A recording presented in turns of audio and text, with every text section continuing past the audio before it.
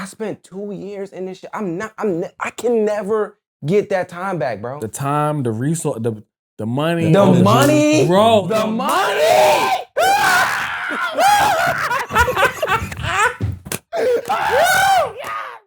Welcome back to the podcast. I started this podcast as a way to help Black men in all aspects of our lives. Studies show on average we lose 2.8 years of our life when we're under heavy stress. And I think we can gain those 2.8 years back if we express ourselves healthily.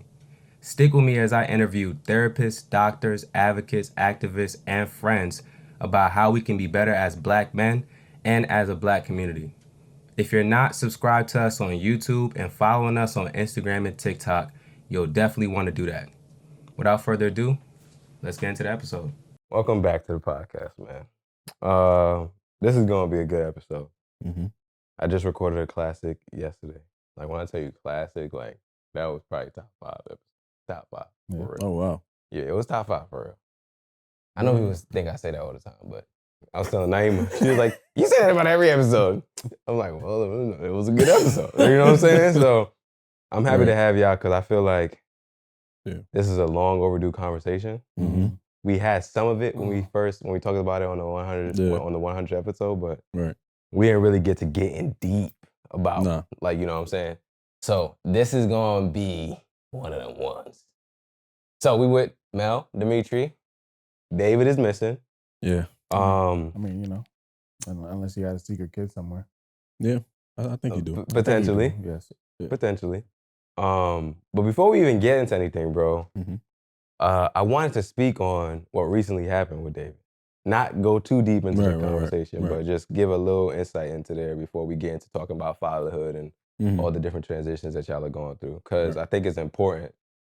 It's a good reminder. So what I wanted to say was, like, I think it's important for us to have a way in which we check in with each other. Like, if we're in a friend group, like, checking in with people is very important, but I also think it's a shared responsibility. Absolutely. Like, I agree. You know how much stuff I got going on? I know y'all got mad stuff going on. You can't just expect people to just, I got 15 friends every week or every month or so. I'm going to reach out to all 15 of them and check in and see how everybody's doing. Like, I don't think that's, like, realistic. And so I think what I mean by shared responsibility is, like, if you have a friend group, everybody needs to be, like, in sync and know, like, okay, cool, this is what this person's tendencies and habits are. So when things break or behaviors change, you're like, all right, now I know this is an opportunity for me to reach out and do more. Right. But that person also has to be willing to say, yo, when I'm going through something, I need support, right? And I think it's important for us to know, what does that look like? How do I reach out for support as a man? Because a lot of us don't be knowing. We think, like, yo, if I just mention something slightly, niggas is supposed to be like, okay, cool, I'm running to your rescue. But that's not how things operate. Somebody mentions something slightly to me, I'm probably not going to just go straight into, like, giving advice or trying to help and support in that situation, especially if I got other things going on. But if you say so, I got you. But if you say something like, yo, bro, I need support right now, that's an indicator, like, yo, you need my support, you need my help, and then it's gonna be a whole different conversation. But go into what you were saying. No, I was saying, usually that's the cry for help, right? You mention something here and there, and they hope somebody will pick up on it. But then also, they might not be able to accept the help, but they just, like, please, like, somebody. It's kind of like being trapped within yourself, and, like, you reaching out for some help, and you hoping somebody just grabs your hand. Is that how you reach out? Yeah. No, I usually tell. No, he'll call you. I tell what's going on. You if you do both, though. I feel like you do both. A little bit, because sometimes I'm just like, He'll what? meme you to death, though. He'll meme you? He'll meme you to death, bro. Yo, I'll be going in my DM. It be mad messages. I'm like, yo, when did you even send this, bro? Some be like, 2 a.m. Some be like, yo, I'm like, where you finding these videos at? 2 a.m. Bro, I'll be looking through it like, yo, what? Like, why are you even up? Why is this your algorithm? For real. Bro, you and David's algorithm? All right, no, listen. Crazy. Nah, Y'all need a purge. Yo. Badly. I purged the women stuff. Now it's just, like, life stuff. Please. I know if I go in your DMs right now. Go ahead. With David specifically? I haven't, listen, It's been like a good month. 2 months ago. I mean, yeah. Nah.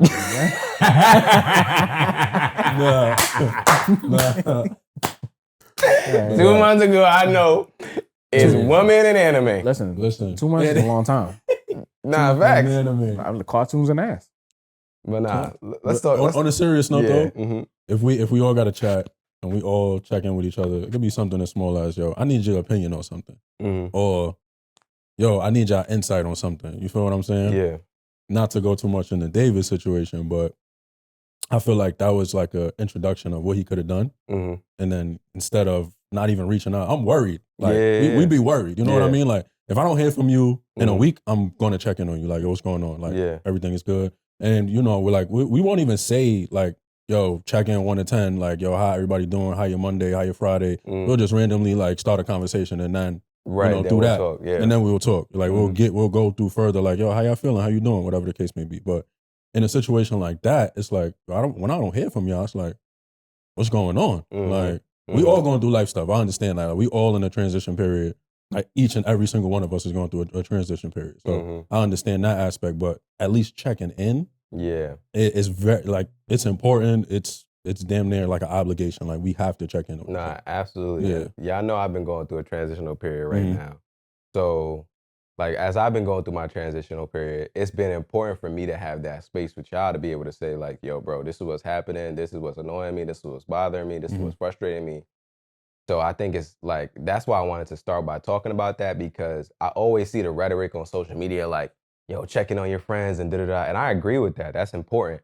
But it's also important for individuals and friend groups to be able to say, yo, you know what? Something is not right with me right now, and I need support. And it's not wrong with me just going in a chat and being like, yo, bro, I need some support right now. Exactly. And allowing people to be able to be there for you in the way that you need them to be there. So that's the only thing I wanted to mention. But with that being said, y'all are going through some transitions right now. Absolutely. You know what I'm saying? And, absolutely. I wanted to get the conversation started by asking about, like, y'all fathers and the relationship that y'all had with y'all fathers. I don't want to get straight into y'all transition, right? So I know you. I don't know if you had your pops in your life. I had my pops in my life, early in my life. Okay. And you. I've always had my father. Okay, you've always, but your relationship hasn't always been what it may be right now. Right? So with that being said, right, like, I want to talk about, like, can you talk about how your relationship, or maybe lack thereof, with your father has impacted your journey when it comes to, like, fatherhood? And any of y'all can start if y'all have. I'll start. Okay. So not having my pops. So when my father left the house, I was probably like 13, 14. That was when my mom and him had a divorce. So obviously, like, my mom was taking care of everything, doing everything that she possibly could. Like, my pops is very abusive. Like, I didn't know that. I didn't see that growing up until, like, in retrospect, when you look back on certain things, and as an adult, you can, like, pinpoint, like, where this person went wrong. And it's a lot of things. But as far as a relationship, like, he'll reach out. But I just feel like when you haven't lived with someone and they haven't been checking in on you, like we just talked about checking in, like, I feel like that should be reciprocated.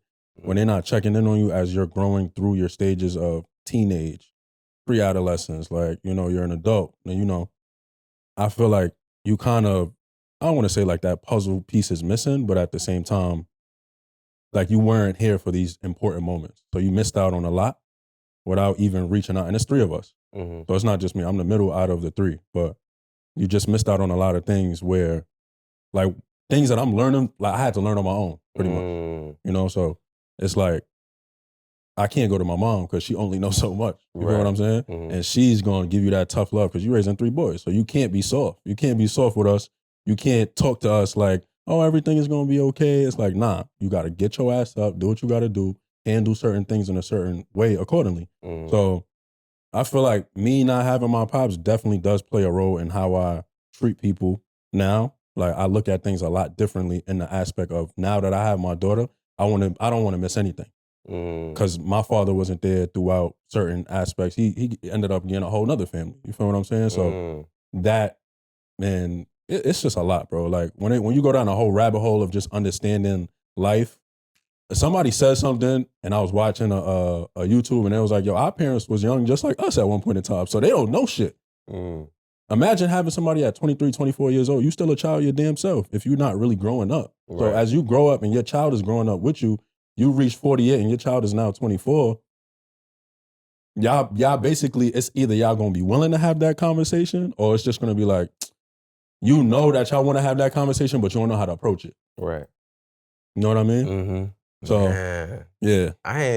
Damn. You just, yeah, bro. woo! Yeah, bro. Woo! It's heavy. We got a lot to unpack. It's heavy. I want to give Dimetri some time to respond, but I definitely want to get back to you talking about like your pops having another family and how that like kind of impacted things too. So for sure. Let's make sure we get back to that for real. Go back, but go ahead, Dimitri. Oh no. Nah, not the tribal grown. Bro. Nah, go ahead though. What's up, bro? So I've always had like my father around in my life, right? I wasn't born here. Okay. So Where were you born? I was born in Jamaica. So my parents split like at a young age. I was probably like 3 years old, something like that. But I can remember like a lot of things.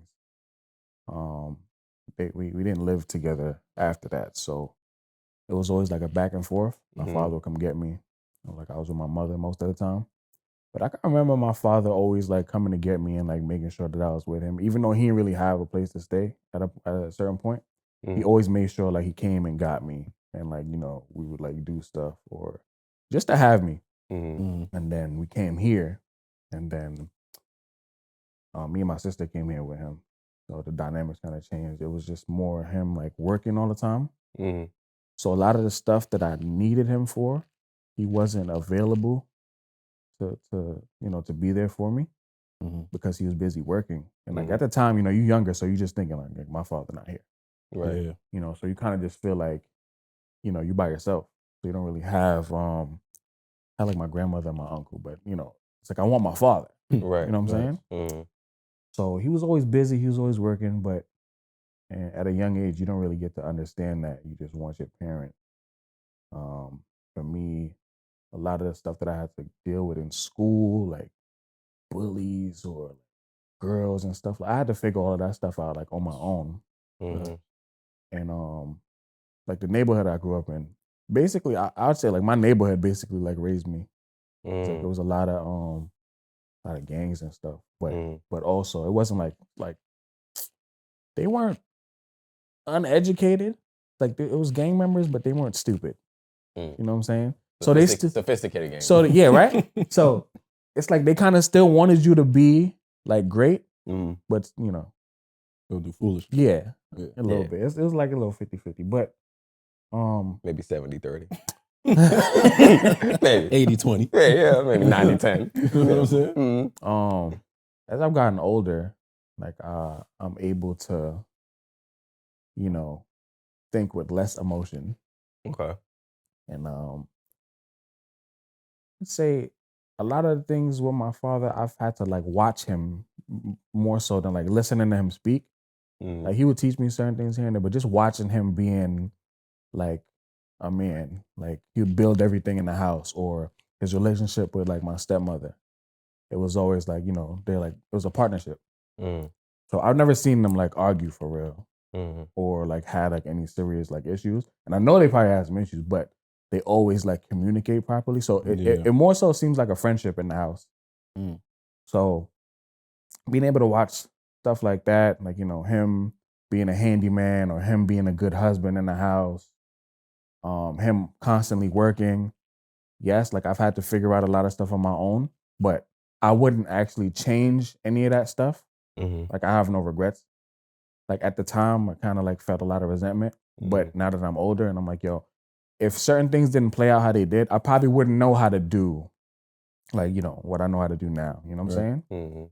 So I think you got to show them a little, like grace. But how does that play into your journey with fatherhood now? So me now, certain values and morals like were instilled in me as a child until now. I know how to I need a second. I kind of was forced to like be like independent, like at a young age. So I know how to do a lot more than like normal people would. Like a lot of men don't know how to cook and clean and like, maintain a household. I had to do that from like when I was young. You know what I'm saying? I had to clean the bathroom. I had to take out a lot of people don't take out the garbage, bro. That's a fact. I had to clean the bathroom. I had to take out the garbage. I had to, you know what I'm saying? Like I've been on my own also. I had to learn how to cook. You know what I'm saying? So now, like, I have my own household to take care of. I cook, clean it. I don't complain about doing any of that stuff because I'm like, you know what? He always told me, like, yo, you see something, do something. So you're in the house, the garbage is full. So take out the garbage. Right. Dishes in the sink. Or this is in the sink. You wash the dishes. The bathroom, you'll clean the bathroom. You know what I'm saying? And at the time, I'm like, what? I don't want to clean the bathroom, man. Like, you know what I'm saying? Like, I don't want to do this. But that's the training. Like in the Bible, it says, grow up a child in the way that he should go. And when he gets older, you should never depart from it. Right? So those things that I was complaining about, like the discipline that I would receive, I'd get beatings and all that stuff. And I'm grateful for it now because I see how it is outside right now. And like the younger kids now. Man, I'm so glad that I didn't turn out like any of those kids. Because they need some ass. You know what I'm saying? There's no discipline. There's no discipline right now.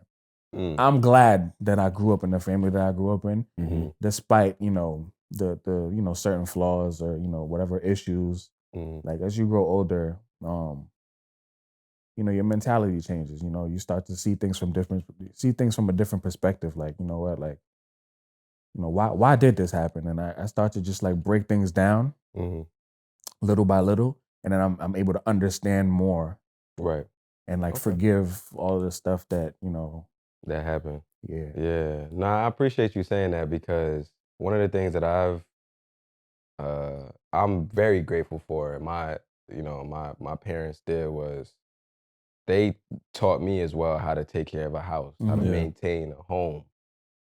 Because it's different living in a home versus maintaining a home. Yeah, absolutely. You know what I'm saying? Like, and so because I learned that those skills that I needed, now as I go through my transitions, right? We won't get too deep into it, but as I go through my transitions now, like I'm able to like do those things with minimal friction because I know I was doing it before. It was effortless now. It's like, you know what I'm saying? It's like second nature. It's already stuff that I've been doing, right? So I already know how to make things. I know how to make things part of my routine in a way where it doesn't create all this friction for myself or the people in the household. And I think that's the main thing is like, how do you operate? How do you create routines and systems and practices that allow you to create a household that's safe, comfortable, and inviting for the people that are in there, but also yourself. Because if you're not able to do that for yourself as well as the people that are in there, then you're running around like an octopus trying to take care of everything. There's no structure. Exactly, but you don't have a system that makes it so that you're able to do this in a way that's not crazy for you. You know what I'm saying? Yeah, you know what? Like that, I feel like with me, I need structure, bro. I need like I don't like following like certain rules or whatever, but I feel like I need certain rules in place in order for things to move effectively. You know what I'm saying? I come from a structured family, bro. Right. Everybody's hardworking. Everybody in my family is successful. You know what I'm saying? So I have to maintain a certain level of order in my household in order for you know what I'm saying? Yeah. But let's go back to you, Mel. Yeah. I wanted to go back to what you talked about with your pops having a new family. How did that? Because I feel like there's a lot of black men that can probably resonate with that may have a pop, like, or they father, and that's probably wasn't, there as much as they want him to be, but then they see him. Yeah, I didn't even know that. Loving another. I didn't know that either. Yeah. Loving another child and loving another woman or whatever the case may be, having another family. So can you talk us through what that experience was like? So it's crazy because even with his whole other family, like, it's kind of like the similar situation of how he was with us. Damn. So, like my stepbrother, he don't even, like, he lived in with him for like a certain amount of time, and then he left. He went back to live with his grandfather and his mom, I think, in North Carolina. So, because my father wasn't doing a good job taking care of him. And now this is the child that you had outside of your marriage. So imagine, it's not really the marriage or specifically the home structure. It's really you. Right. It's like something that you got to dig deep into yourself to figure out, like, what am I doing wrong that my own children don't want to speak to me? You know what I mean? Like, and it's like, he got a lot of kids. Like, my father got 3 of us, and he got my other stepbrother. He's the oldest, and then my younger stepbrother. So it's 5 of us. So none of us really talk to our father like that. On his birthday, I reach out, I'll say happy birthday. But outside of that, it's like, it's not no real conversation, because I feel like with Caribbean men too, like when they stuck in their ways, it's kind of hard to get them out. Like all Caribbean people, but specifically Caribbean men, like they feel like you can't tell them nothing. I know better than you, I'm older than you. So it's like, I'm not trying to bring you out of somewhere where you're not trying to go. Like you're not even trying to meet me halfway to have a conversation to understand where it is that I'm coming from and where you fucked up at. You know what I mean? So having another family outside of your family, like you done did my mom dirty, you done did my stepbrother's mom dirty. And it's like, what? How do you come back from that? Did you know his father? I don't Like even. Nah, he did know his father. Yeah. Did you ever meet like your grandfather? I never met my grandfather. He died before. Yeah. You know what I'm wondering? Yeah. You remember what I said yesterday? The sins of the fathers and the forefathers always come back to revisit the next generation. That's a fact. Like, what was the dynamic? What was it like for his father and like him? Because if he had did whatever he did in your household, and then went somewhere else, and then still didn't learn. No, that's a fact. It was probably a learned behavior, like something that you saw your grandfather, or your uncle, or your brothers, or whoever doing around you. It kind of like followed you. Yeah, so you see, like how we always talk about discipline, right? Right. As a man, you need structure. Y'all talk about structure. In order for you to be a man, there has to be structure, because you can't lead without structure. Right. Right. So discipline follows that.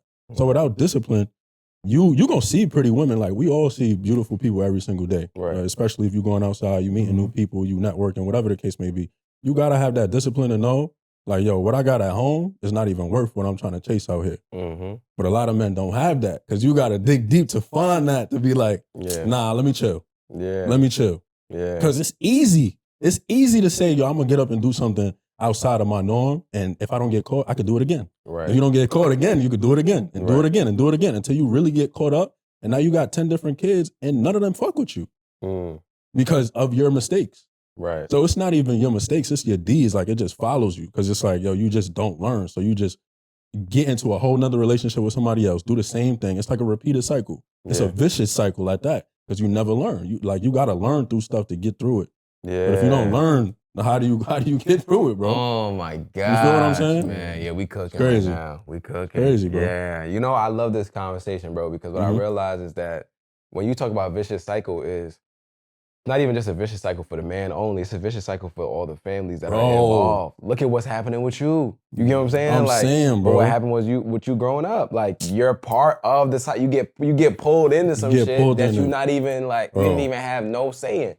You get pulled into the trauma that your pops didn't deal with. Bro, so that's what led down to everything that I had to go through in my life, bro. My mom couldn't afford to pay the bills, and no shot to my mom, but my mom couldn't afford, because obviously there's a partnership. Y'all working together. So this person cheat, got to get out the house, you get a divorce. Nigga, my family had, my mom and my dad got divorced when I was 14, like literally 2 weeks after my 14th birthday. You feel what I'm saying? He moved out the crib, went, and it's so crazy because the woman that he was cheating with was literally like 4 or 5 blocks away from the crib. What? Swear to God. Swear to God, bro. I don't talk about shit like this because it's like, I didn't even go to another town. You know what I mean? Like, so think about that from that perspective. So I lose my house. My house is in foreclosure. You feel me? Lose the house.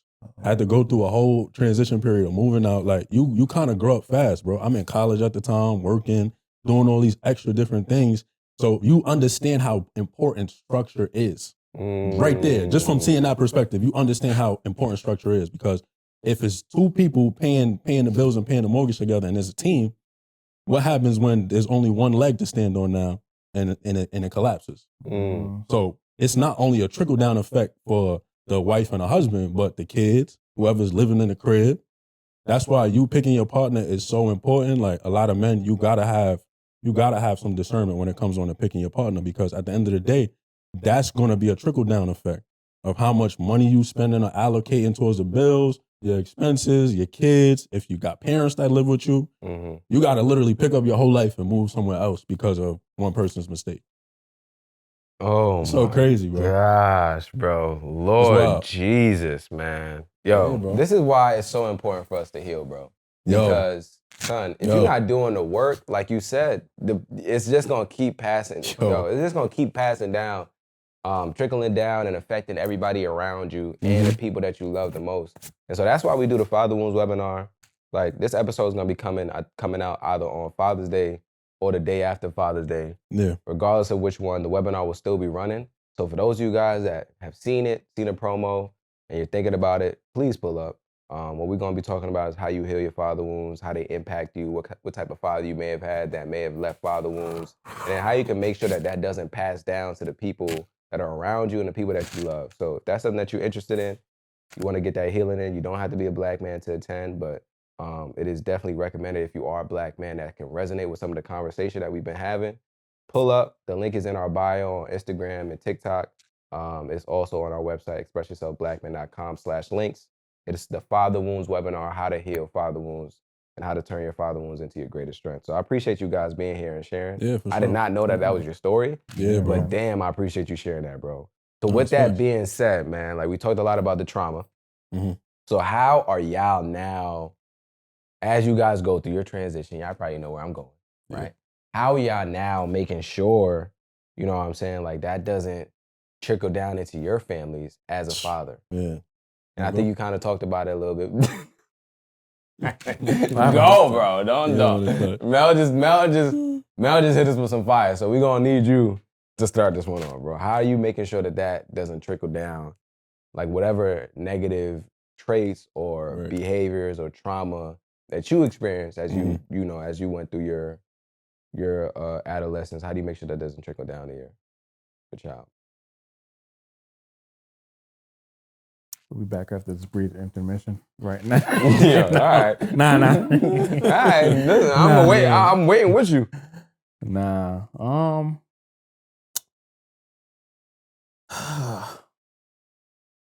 lot of patience, bro. A lot of patience. You know what? Got to focus on how I say things. Okay. Not just like, what I'm saying might not be bad, but just how I say it. Just got to pay attention to like your tone of voice, body language, all of that. Just try to make sure that I don't have any arguments or disagreements too much in front of the baby. I don't want him hearing that, because babies are smart, bro. Babies will pick up on everything. Try not to have any type of negativity around him. Make sure like the conversations that are being had are like purposeful. I do my part in the house, cooking, cleaning, just to alleviate any stress that might be on like her. I cook, I clean, make sure the bills is paid, cars is gassed up, whatever. You know what I'm saying? Yeah. And just, I don't know, bro. I'm just, for the most part, I'm not really like arguing. I just, if something goes wrong, I just be like, okay, I'll come back to this at another time. I'm not even gonna like stress it or like get upset. Like I'll be upset, but I'll just be like, you know what? It's not even worth it. I just focus on the bigger picture. Yeah. Focusing on the bigger picture. Because you know what? A lot of it is pride. Explain that. What you mean? Like, like something's going on. I'm laughing because I feel like you're like, yo, let me not get myself in trouble. Let me see how I can say this for real. In a way that doesn't get me in trouble. All right, I'm interrupting this podcast episode to let you guys know to leave a review on the podcast. Please, please, please, if you are listening to this episode and you're finding value in this episode, you're enjoying the conversation, or you've enjoyed a previous episode or conversation, and it's safe to operate your phone right now, please leave us a review. Your review is a free and easy way to support us, and it helps us reach more people like you. We're on a mission to build a stronger, more connected Black community, starting with Black men. And you can help us on that mission by taking a minute out of your day to leave a review. Your review helps us generate more listeners, which in turn generates more revenue, allowing us to expand the platform even further. So please take a few seconds out of your day. I know you're busy. I understand. I know you're doing a lot, but it will help us greatly if you would just take a few seconds out of your day to leave a review right now. Did you leave a review yet? All right, let's get back to the episode. Yeah, a lot of it be pride, bro. You know, something goes wrong and then neither people speaking to each other, right? It's quiet until one person like breaks the silence and then just like try to figure out what the issue is. Yo, bro, you understand how annoying it gotta be to know. Just imagine you say something. It's nothing bad that you said, but somebody else feels a certain type of way about what you said. Now there's a disconnect. Now it's quiet. Yeah. So guess what? That person not gonna come to you and try to like fix the situation because they the ones that feeling the type. I'm gonna get over it in like an hour. I don't hang on to anything. I'm going to get over it quickly. I'm gonna go play my Switch or something. I'm gonna go, you know what I'm saying? I'm gonna go sit in silence or something. But I'll be over it within like the hour. It's still not over yet. Not the same. It ain't over yet. Not the same. It's over here. It ain't over on there. that side, not the same. So I now have to go and fix it because if I don't fix it, how's it gonna get fixed? You know what I'm saying? Conversation start like, so you're not gonna talk to me? Nah.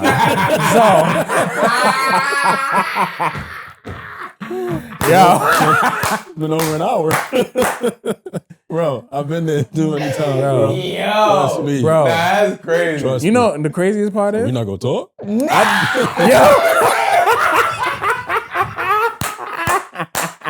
I'm telling you.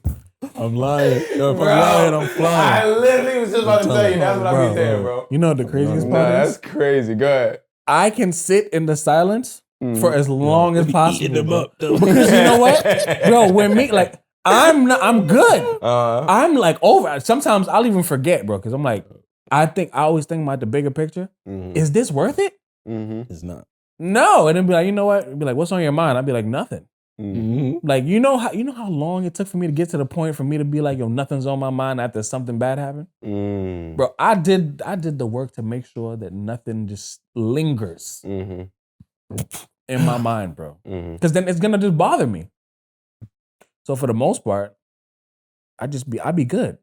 And like I'd be quiet for mad long, but I'd just be realistically in my mind, it's just like this is me in my head right now. Like I'd be good. Like I you know, it'd be positive, but like I gotta make sure, like now the household is some tension in the household.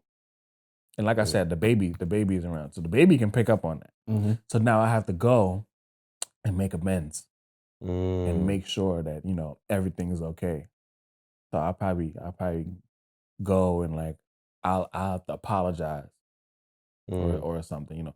Like I apologize for making you feel like however you felt or whatever. Or usually what breaks the silence is food. Gotta be the bigger person. You know what I'm saying? I'll be like, you hungry? Yep, that'll get him. Like, everybody gotta eat. That'll get him. I'd be like, you hungry? You want some food? What you want to eat? And I go cook something. Now everything's great. You know, now everything's a lot better. But I don't know, bro. It's a lot of patience, a lot of grace. Also got to remember, like what I was talking to my cousin yesterday, because he got a kid already. You know, he's about to be 10 years old. He's like, you know what? This both of y'all first time doing this, right? So y'all not gonna always see eye to eye with everything. Right. So it's just like it's important to just be patient, and have a lot of grace, and just sometimes you just gonna have to give it to him, man. Like this is him. This is my cousin. What he meant by that? Like sometimes let them win the battle. win the so you can win the war. Yeah, win the battle. Like Yeah. Let them win the battle. Yeah, man. Because you know what? Like I'm gonna be good. Yeah. But you know, I'm gonna be good because I'm thinking ahead. Yeah, and thinking a bigger picture. But I'm not thinking about this moment right here. This is nothing. Yeah. That's why whenever I ask people about like whenever I ask married couples like how do you guys do it for so long and all that kind of stuff, they always talk about it's always a variation of like picking their arguments or picking their battles or like letting things go quickly. Yeah. You know what I'm saying? Yeah. So I'm glad that you know what I'm saying, like you're figuring out what the flow is for you in your situation, because that's a big thing, you know, in relationships in general, but especially when y'all have a kid. Yeah. Can't be holding on to like No, you everything, can't. bro. Because You gotta get over it quick. y'all got somebody else that's depending on y'all to make it work, you know, for them to be. Imagine being you know petty and it's like you're supposed to give your son a shower and she like, oh, I ain't doing it because you just the whole time y'all had the whole setup ready. Right. But just because you got her tight, it's like, Nah, you know, saying? now it's like, no, do it on your own. It's absolutely, like, nah. absolutely not, bro. Yeah. The immaturity Yeah. stops at him. Yeah, Mhm. it gotta stop. That it stops right there. It gotta It stop. has to. Once it starts to once the the behavior starts to affect something else, It's clip. now we gonna have a conversation in here. Let's get it together. This is not it's not that serious. It can't be. It can't be more important You know what I'm than. saying? It can't be more important than what y'all building with y'all child. Yeah, bro. like It cannot be. I wanted to ask you, Mel, because you didn't answer. Like, how you making sure that doesn't trickle down, like the traumas you've experienced? Being present and just leading by example. You know, like I'm the type of person where when I was growing up, I see people doing stuff. I always did the opposite. Like I'm not trying to do what y'all doing. That shit don't even look cool to me anyway. I'm gonna just do what I do. So I feel like just instilling in my daughter, like, yo, have your own mind, make your own decisions. Don't wait on nobody to be dependent. Like, learn how to be independent on your own. Take matters into your own hands. Like, you know, a part of what I went through, like, it made me who I am. So I get to instill those character traits into her. So it's not I look at it as we all go through our own different individual paths. Like, yeah, I didn't get to choose my parents. Like, and I could be the person like, yeah, I'm not this far in life because my dad and my mom. You know what I'm saying? But I never use that excuse for anything. And I don't want her to use that excuse whether something is going right or wrong in her life. So I'm gonna instill everything that I know, and then on top of the things that I'm learning as I'm getting older, I'm just gonna instill those things in her too. So reading, staying up on top of school. If you wanna go to college, you could do that. If you wanna start your own business, you could do that. Like, make sure you have a plan. Like, make sure you structure everything's out. All goes back to structure. You know what I'm saying? Like, just taking initiative just to make sure that she's good, and also treating her mom right, because then she's gonna see a reflection of that, how I treat her mom. She's gonna want that treatment in men too. Because kids, especially women, they don't have their father figure around or no father figure around. They just end up doing whatever. So it's no real like mentorship. It's no real support. It's no real father figure or someone to just instill certain things in you. So you just end up picking up whatever is around you, intangible. Right. So whatever's in close proximity to you, just end up picking it up because it's like, all right, my friends is doing that. She ain't get caught, so I'm gonna just do it too. Or my mans did that. I'm gonna just do the same thing. And it's like, as long as you have structure, she got me, she got her mom, she gonna have her uncle, she gonna have y'all, she gonna have just everybody around her that show like, all right, if I think I can get away with something, I'm not, because I got everybody around me keeping eyes on tabs on everything that's going on just to make sure I'm on the right path. Right. So I feel like kids need a village. Like, you need a village. You can't raise a child by yourself. As much as you think you independent, and bro, I'm learning right now, and I appreciate my mom on a so different level because she did it with 3. I only got 1. So now I'm looking at it like, yo, how did you manage to do 3 after a certain point? Are you not getting no help? It was literally my mom and my grandma. So like, imagine that. Like, my mom used to work overnight, come home throughout the day. Me and my brothers used to just chill with my grandmother for the most part. And then that also led to the fact that my father wasn't around. My brother being the oldest, he got caught up in gangs. So you see how everything has its trickle down effect. I don't want my daughter to go down no path if she doesn't need to go down it. If I could avoid it at any cost, I'm gonna make sure I be there to be that barrier. Yeah, man. That's bro. Yeah, man. You know That's what? deep, bro. I feel like as a man, you gotta you know, a lot of, I think you spoke about this too, like, you know, the problem solving thing. Yeah. I feel like as a father, we have to constantly You figure got a out. problem solve. We gotta have to. We gotta have preventative measures, Project management. like, and Nah, seriously though. yeah, we have to have like backup plans after backup plans. Like, what if this happens? I have to constantly think of different scenarios. Like, if this happened, you know, this might be the effect of this, and like, I need to be able to have a way to prevent. So I'm not gonna be able to stop everything, but whatever's in my control. Like, if I see something, like I know that a certain pattern of behavior has resulted in this type of like I got to make sure now, like, you know, all right, so we don't do this. This is not what's gonna happen. A big thing for me too. What I always say is, you know, is this the type of person? Like, is this the type of person you would want your son or your daughter to be with? Like, is the way that you're acting, is this the type of person that you would want your kid to be with? You know what I'm saying? And if that's not something that's okay with you, then you're gonna have to make some changes. Facts. Nah, for real. You're gonna have to. You know what I'm For saying? real. I wanted to ask y'all too because I don't have no kids, you know. So He looked sad when he said that. I ain't No, he sad. happy as hell. I know he is, but he look, happy. you saw he put his head down a little Happy bit, as hell right now. front for the camera. No, I ain't sad. I am not. In the last podcast episode, he said, I love my life. No, the way it is. No, My boy said that. Put an emphasis on it. brother. Son said, I'm free. No, for real though. Absolutely. Absolutely. I love my life exactly the way it is. I don't want For no real. kids anytime soon. Stop asking me about these damn kids. My dad was like, because my dad just came to visit and we had family over and some of the family had like newborn. And so, I picked the baby up, but I could pick the baby up and put the baby down. That's the thing, right? So I picked the baby up. Someone was like, Nah. I know how to hold a baby. what's this? So my pops was like, you look real natural holding that child. Yo, he said, all right, Nah. take this back. Pops plotting. You want a grandkid, man? I said, please. Yeah, Please. Get a grandkid. I ain't having no kids Get a anytime soon, bro. grandkid, man. All right, well. So I wanted to ask y'all, bro, when y'all got the news, I'm pregnant. Mel, I'm pregnant. Dimitri, I'm pregnant. Can't ask me that. What was going through your mind? And if you want to just skip over this question, we can skip over. No, I'm playing. He said, "Fuck me, Bro. Nah, go ahead. When I got the news, what Yeah. happened when I got the news? Don't think. Nah, I don't know exactly. Like I'm trying to pinpoint. I know exactly. Something black When I down. got the news, when I got the news, bro, Pass that. it's kind of like a little between both because it's like, damn, my sperm work. Bro. It's okay. Not for nothing, son? No, bro. Yo, not for nothing? I was like, telling you, bro. 'Cause he's like, still marching strong.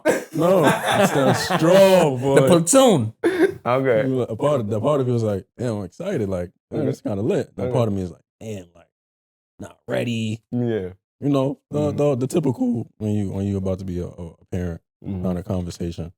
But it was like I was more excited to know like I was gonna have a little me, more than anything. And then when I found out I was having a girl, like I wanted a girl, so that's what even made it more that much more exciting. So in the beginning, it was like the first 2 months, I was just like, nah, like, I'm not with it. Like you lying, stop playing. You know, she probably looking at this like, bro, he was giving me hell. But because in my mind, you know, like you have, and every man thinks like this, especially if you care about what you're doing in your life. Like you care about how things are set up.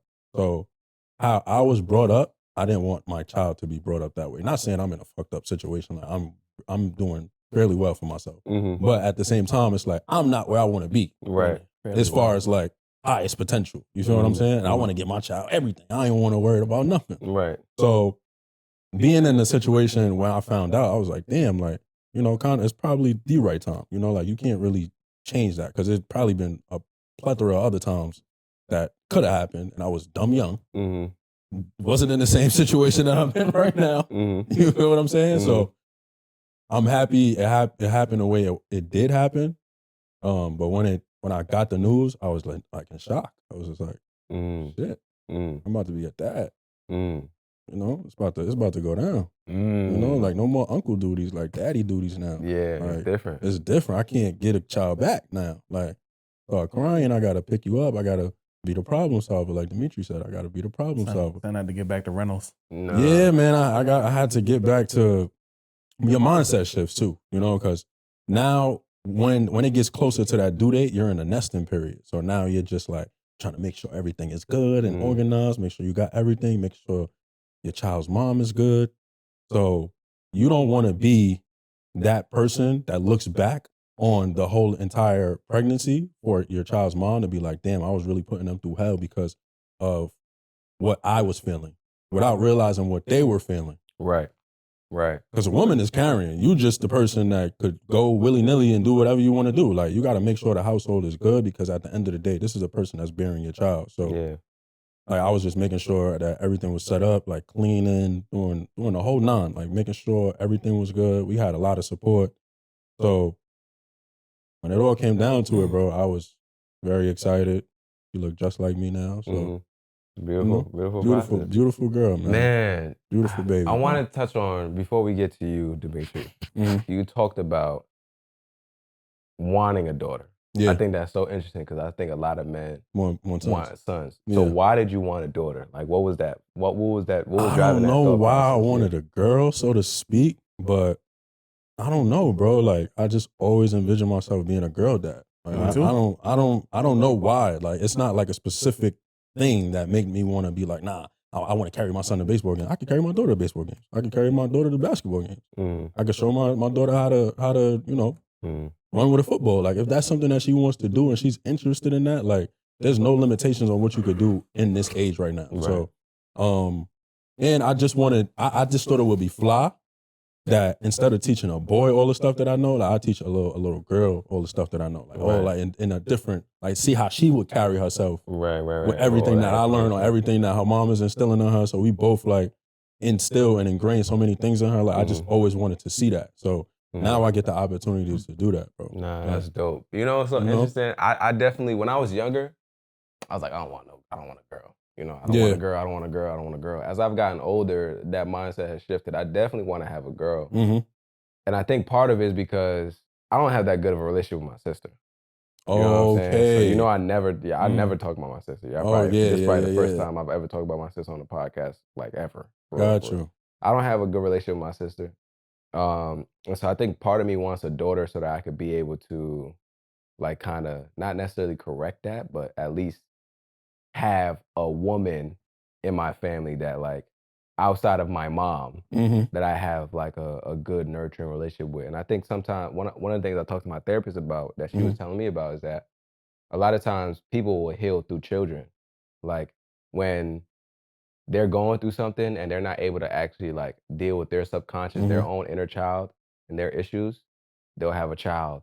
That's and then crazy. they'll heal through their children. But they're not knowing that You see that a lot, they're not though. knowing that this is what they're doing, but, like, subconsciously that's what's driving the behavior.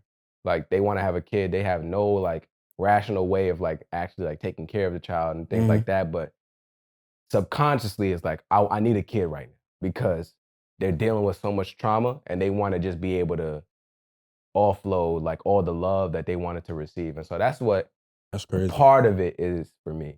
Wow. Yeah, because I don't have that good of a relationship with my sister. So I just want to be able to, I want to be able to. Is that by choice or it's more so like?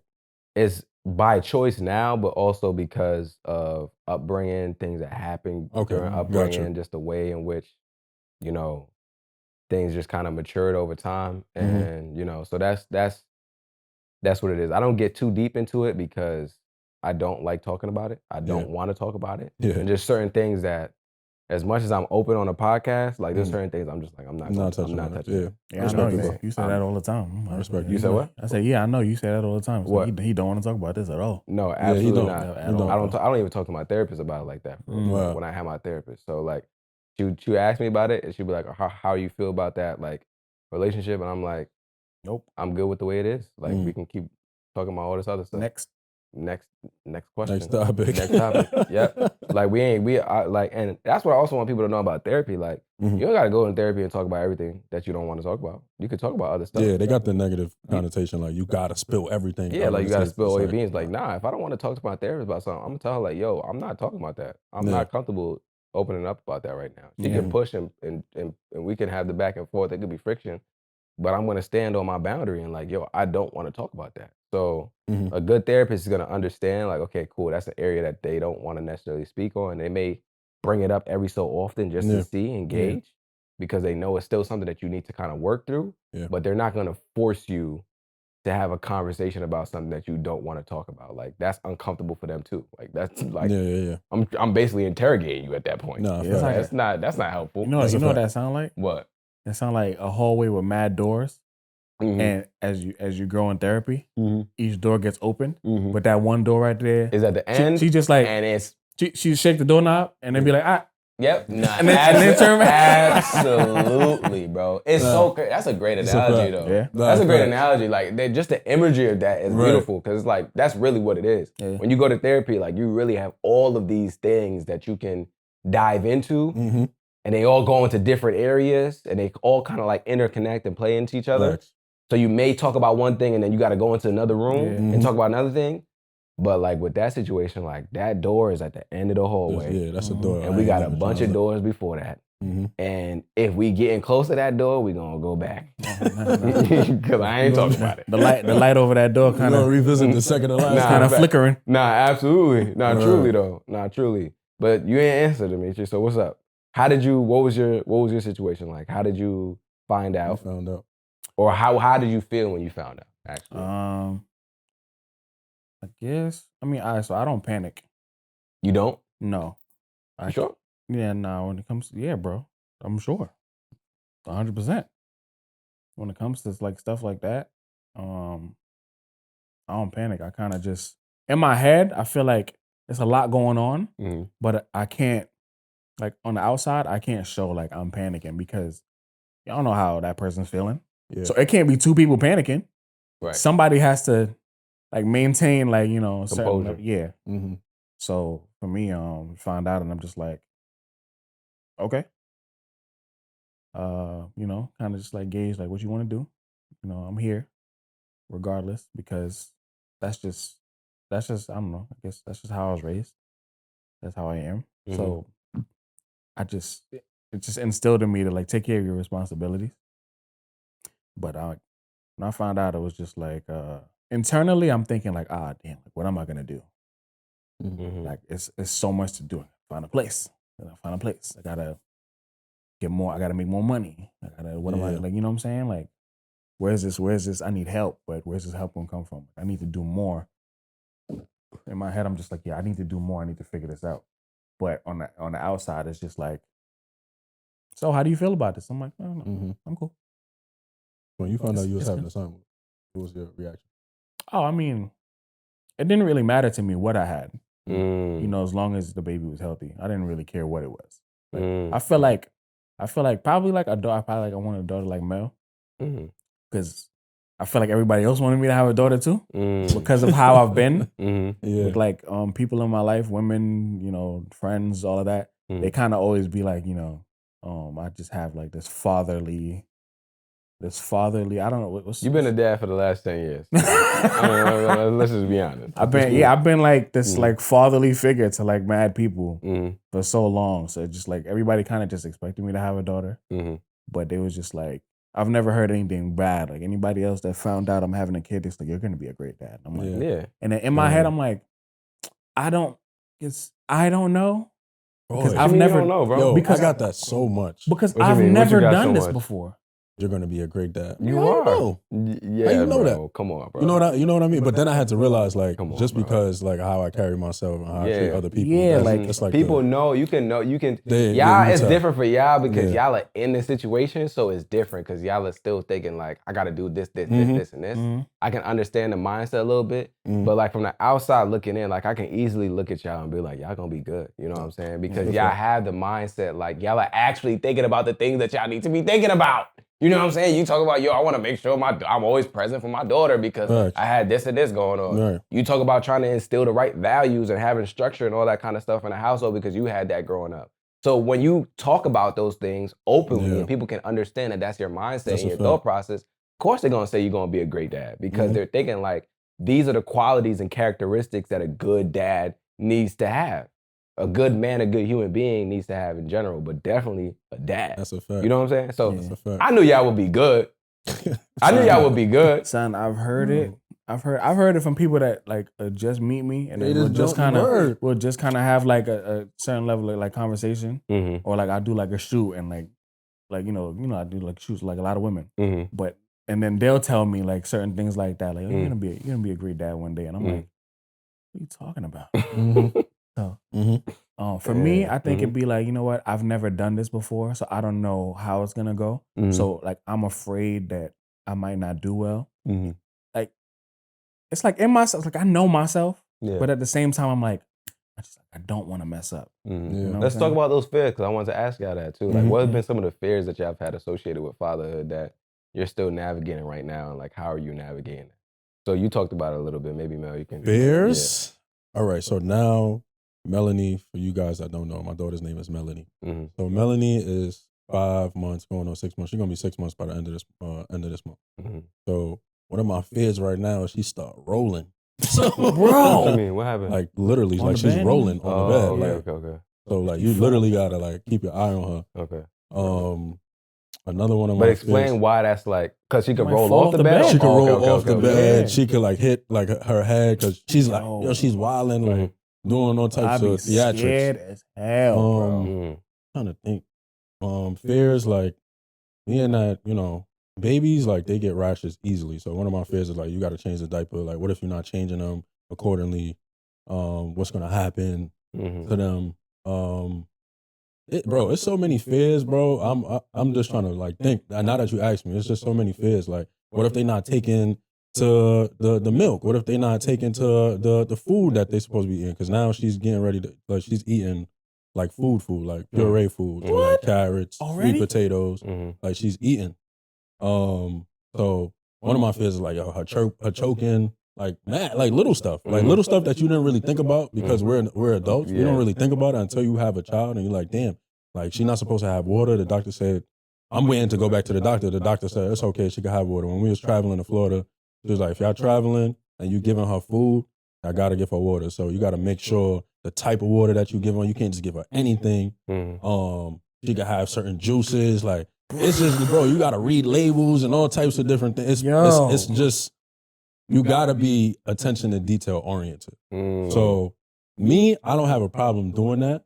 Junie doesn't have a problem doing that as well, but it's like, yo, one little thing, like one little mess up, and it's like, damn, like I can't even envision something happen. You know, like it's like you get that fear, like in the middle of the night, you gotta wake up to check them. Y'all be doing the thing where y'all check they breathing and all that. I'm literally just about to ask you that. I be waking up, breathing. Yeah. I be standing over the bro. I be like, is he moving? Be like this, making sure like it's beating. I be like, let me put my.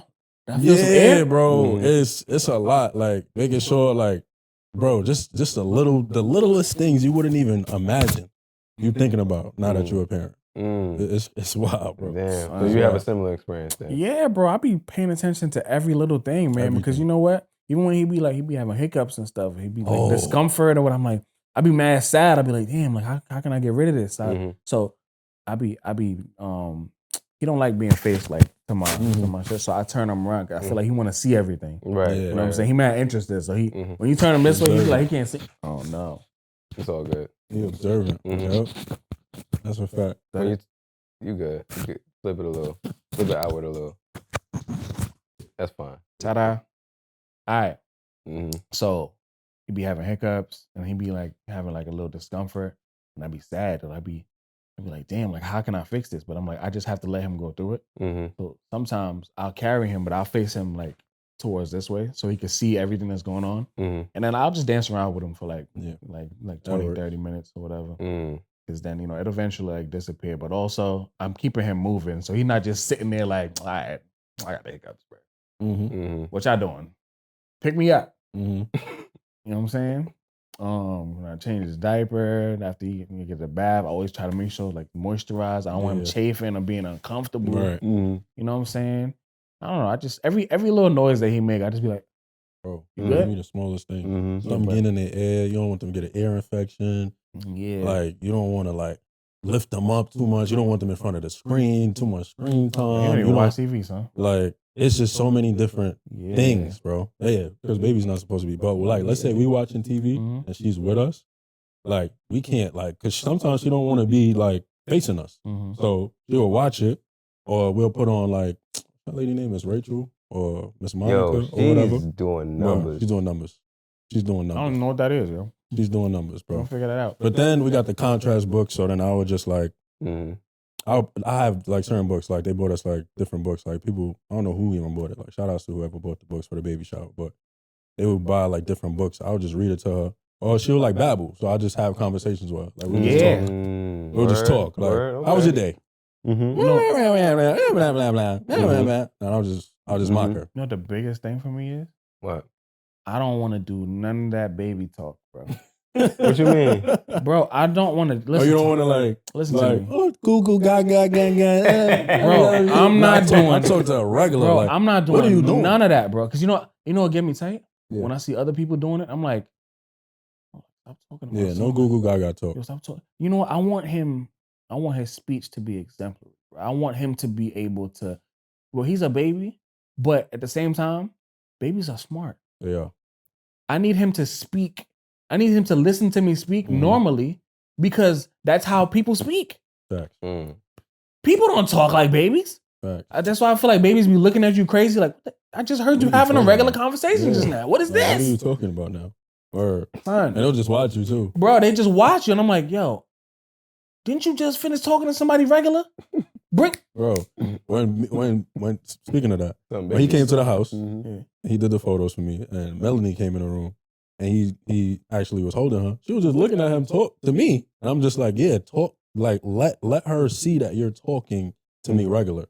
Like he doesn't do the baby talk anyway, so that wasn't even an issue. But you could see how observant she was just by, she would have looked at you regardless if you was giving her baby talk, but she was just like damn near up his mouth for real, just watching him talk. Like, they don't care. They don't care about. I feel like kids don't care about that baby talk. Like they don't even know how to comprehend it. Because you hearing mommy and daddy talk, mommy and grandma talk, mommy and friend talk. Mommy's talking on the phone to whoever she's talking to, and then she come around end the conversation and want to talk to you a certain way. Like they comprehending it, although their brain is not there to fully speak. When I hear other people doing the baby talk or they be just saying like garbage, bro. Yeah, I just be sitting there like, shut up. Wow. Stop talking to my son. What are you doing?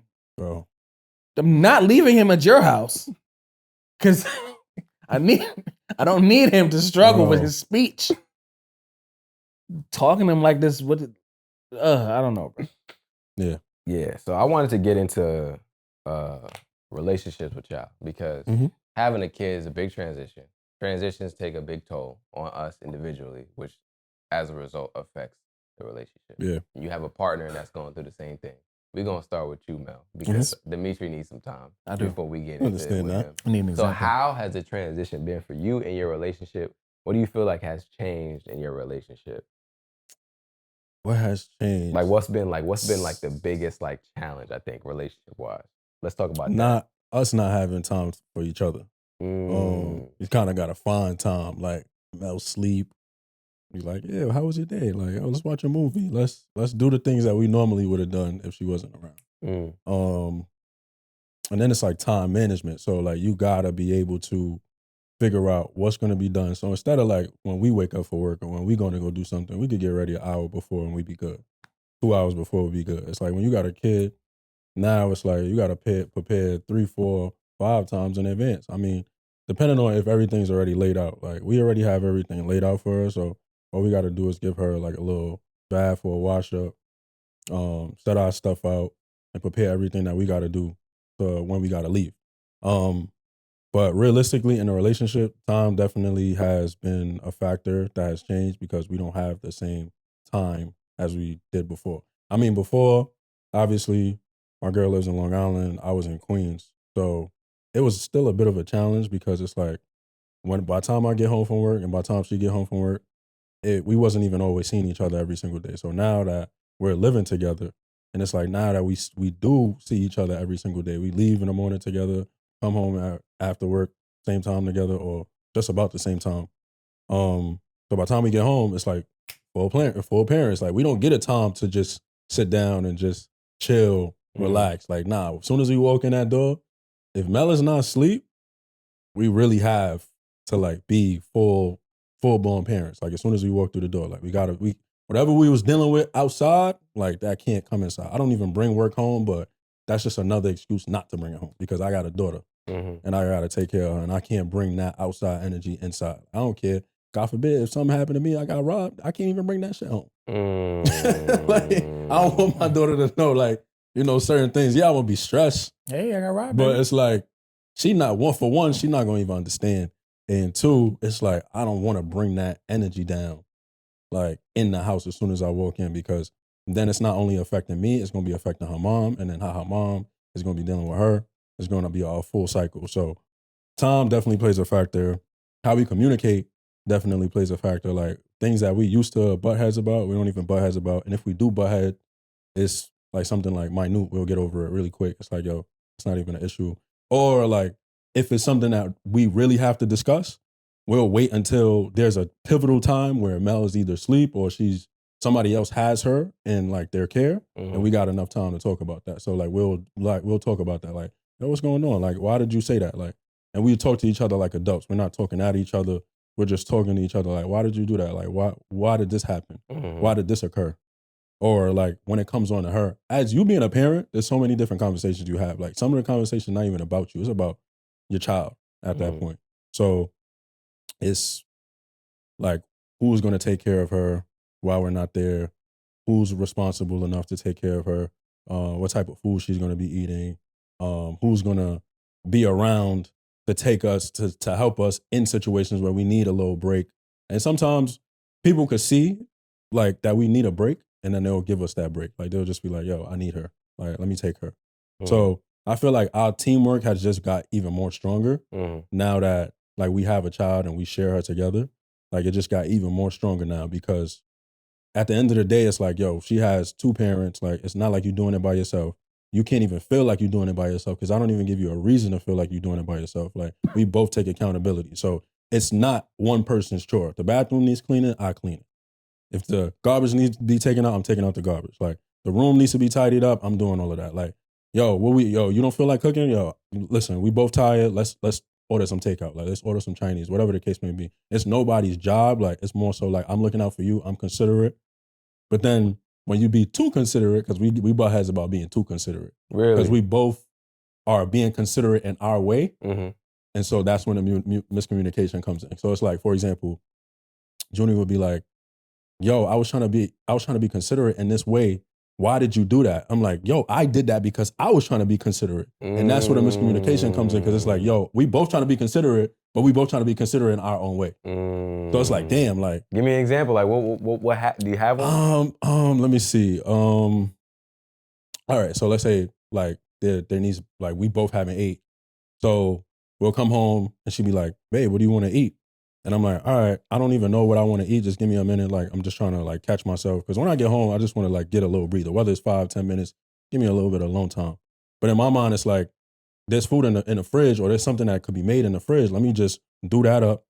And in her mind, she's like, no, like, I was trying to take the weight off of you so you didn't have to cook. But I'm like, no, like, I don't want to spend no money. Like, let's just order, you know. So it'd be something so small like that, bro, where it's like, she don't want me wasting my time, because she know that's going to make me more tired, although I'm more tired. But I'm still trying to be considerate enough, because I'm like, I don't want you to spend no money. So it'd be something so small, bro. Like something so small that we could just have a conversation and be like, all right, so we're not cooking tonight?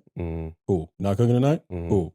And we'll go from there. You know what I mean? Like, but you got to know your partner well enough to know before you have a child with them. You gotta know. You gotta know your partner well enough to know that before you have a child with them, you gotta know your partner well enough to know like who they are as a person and who they could become. Like, there's a lot of things that Junie wasn't doing before that now she's doing that I didn't even have to like talk to her about. Like she just naturally got into that state because now she's a parent. Right. And before I can even have the conversation with her, I'm over here congratulating her because like, yo, you really learned really quick. I didn't have to bring nothing up to your attention. I didn't have to tell you, yo, I think we could do this a little differently. Yeah. It's more so like, all right, now that we're both on the same page, like how can we perfect it so we have a routine so it'd be easier for both of us. You know, so that's bruh. I didn't even know he was crying. I didn't even know. I didn't even know either. I looked over. You know what I'm saying, bro? You need a moment. What's up, bro? I can't talk about that. You said what? I can't talk about that. What you mean you can't talk about it? One, I definitely don't want it to be like I'm saying like negative stuff, but I don't really have nothing good to say because what he's talking about, I don't have none of that. So that's what you was. Yeah, it's literally like I'm doing all this shit on my own, bro. Like the household, I'm just like I'm doing everything, but it's just trying to make sure I maintain the peace in the household so that my son is good. You know what I'm saying? There's no partnership. There's no like. Why is that though? Because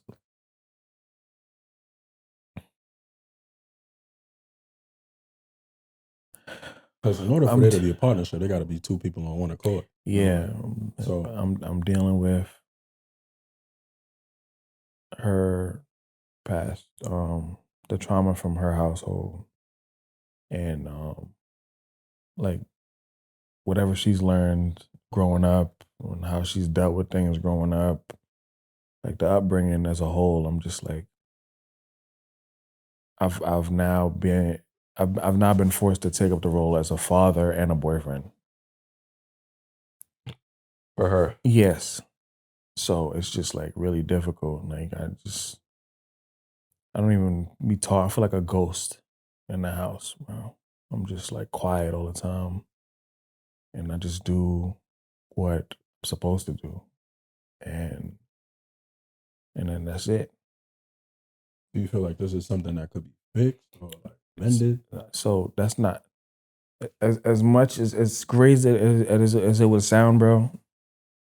It's not my job to fix, bro. Because I can't fix someone. I can't do that for her. If she's not willing to do any type of work to be better, not for me, but just be better as a whole, like I can't do that for her. Like I feel like it's just like a lot of childish behavior, the things that be happening, and I just be sitting down. Like that's why my response for the most part just be like something to happen, and instead of being like angry, I'll just look at her like I'll smile a little bit, and I'll just be like, okay, and then I'll just walk away, bro, because then I realize if I let you continuously take me out of character, I'm gonna lose myself, and that's not who I want to be. So I just be like, okay, and then I go somewhere else. It's gonna be strenuous, man. So it's gonna be a strenuous. So doing all of this process. stuff, it's just like I'm exhausted, bro. And then the thing I sent you, like the whole making excuses for people thing, bro. Like I've been making a lot of excuses for people that are just lazy and don't want to do the work for themselves. I'm tired. Like sometimes I be by myself. I open the fridge and break down crying, bro. Like, so I really don't have nothing good to say about that. The only thing I'd probably say is I just maintain a certain level of order in the household to make sure that everything is running smoothly. Like, you know, she don't gotta worry about nothing, so that my son is good. Other than that, I don't got nothing to say about her. Hey, I never like tried. Sorry if I'm asking. No, bro, you good. I mean, it's y'all, bro. Give a suggestion. I never tried like couples therapy. Who's paying for that? I'm paying for everything already. You got insurance though, right? Insurance is only gonna, bro. Even when I had insurance by myself, like I still had to pay like a little something, like a copay, like like when I had insurance when Naeem and I was doing our little thing, it was like $30, bro. Bro, that's I don't know what that is. I don't know what that's gonna look like. But considering that I gotta spend like over $4,000 every month by myself, I'm just not trying to add nothing else. I feel like this has been your situation for a long time. Yeah. And I just don't think, and I'm not going to tell you what to do or not to do. It's not my place. But you my brother, and this has been your situation for a while. Even the last episode, when we talked about this episode 100, it was the same thing. You know what I'm saying? Maybe a little bit different. It's the same thing. Even before then, it's the same thing. You know what I'm saying? So it's like, I know what you're talking about, where you're saying like you can't fix someone. My question to you is, and you don't have to answer this here. This is not for you to answer right now. This is just a question for you to ponder and think on. The way your shorty is right now, no changes, her not changing anything. Is this sustainable? No. You don't even need to answer it, but is this sustainable? And if you're saying no, then you have a decision that you need to make. It's not about her. You get what I'm saying? Because, and we talked about this privately, so it's something I feel comfortable saying publicly. Like, you can't make yourself miserable for the sake of keeping things sane in the household. And I think that's where we get things confused as men. Is like, all right, if everything's good with everybody else, then it's cool for me to be fucked up. Like, bro, no. What we talked about earlier was structure, setting up a system and processes that make things safe, comfortable, and inviting for everyone in the home, including you. Your home is not safe for you right now, bro. That's what it sounds like. Your home is literally not safe for you, but because it's comfortable for everybody else, you just like, fuck it. I'm gonna just deal with it for right now. But it's like, I get that because you have a newborn. It's different. I'm not in that situation, so I can't tell you what I would do because I'm not there. I'm not gonna be that naive. But what I will say is, a decision has to be made so that you can come to peace with that. And I think that's part of the problem that you're having is like I don't think a decision has been made. No. Whether it's like, okay, this is the reality, this is what I'm gonna deal with. It's been thought about. I'm gonna do that, or I'm doing something else. Yeah. You get what I'm saying? And I didn't even think we was gonna go here. Like, I really didn't think we was gonna go here with this conversation, but this is real life. Like, this is what people really like. Real life, I know there's a black man that's probably dealing with the same shit, bro. This is real life. And it's important for us to have these real conversations and not try and play it off like it's all cookie cutter, because Mel's answer was great. Everybody would love to be in that type of situation where it's like, you got a shorty that's doing what you need her to do, and y'all can have conversations and shit. And But that's not the reality for everybody. It took us a while to get here, though. You get me? Exactly. You know what I'm saying? And I'm sure it wasn't like that all the time. I don't want things. I'm not saying like I don't want things to be perfect, bro. But like, yo, I don't even talk to you.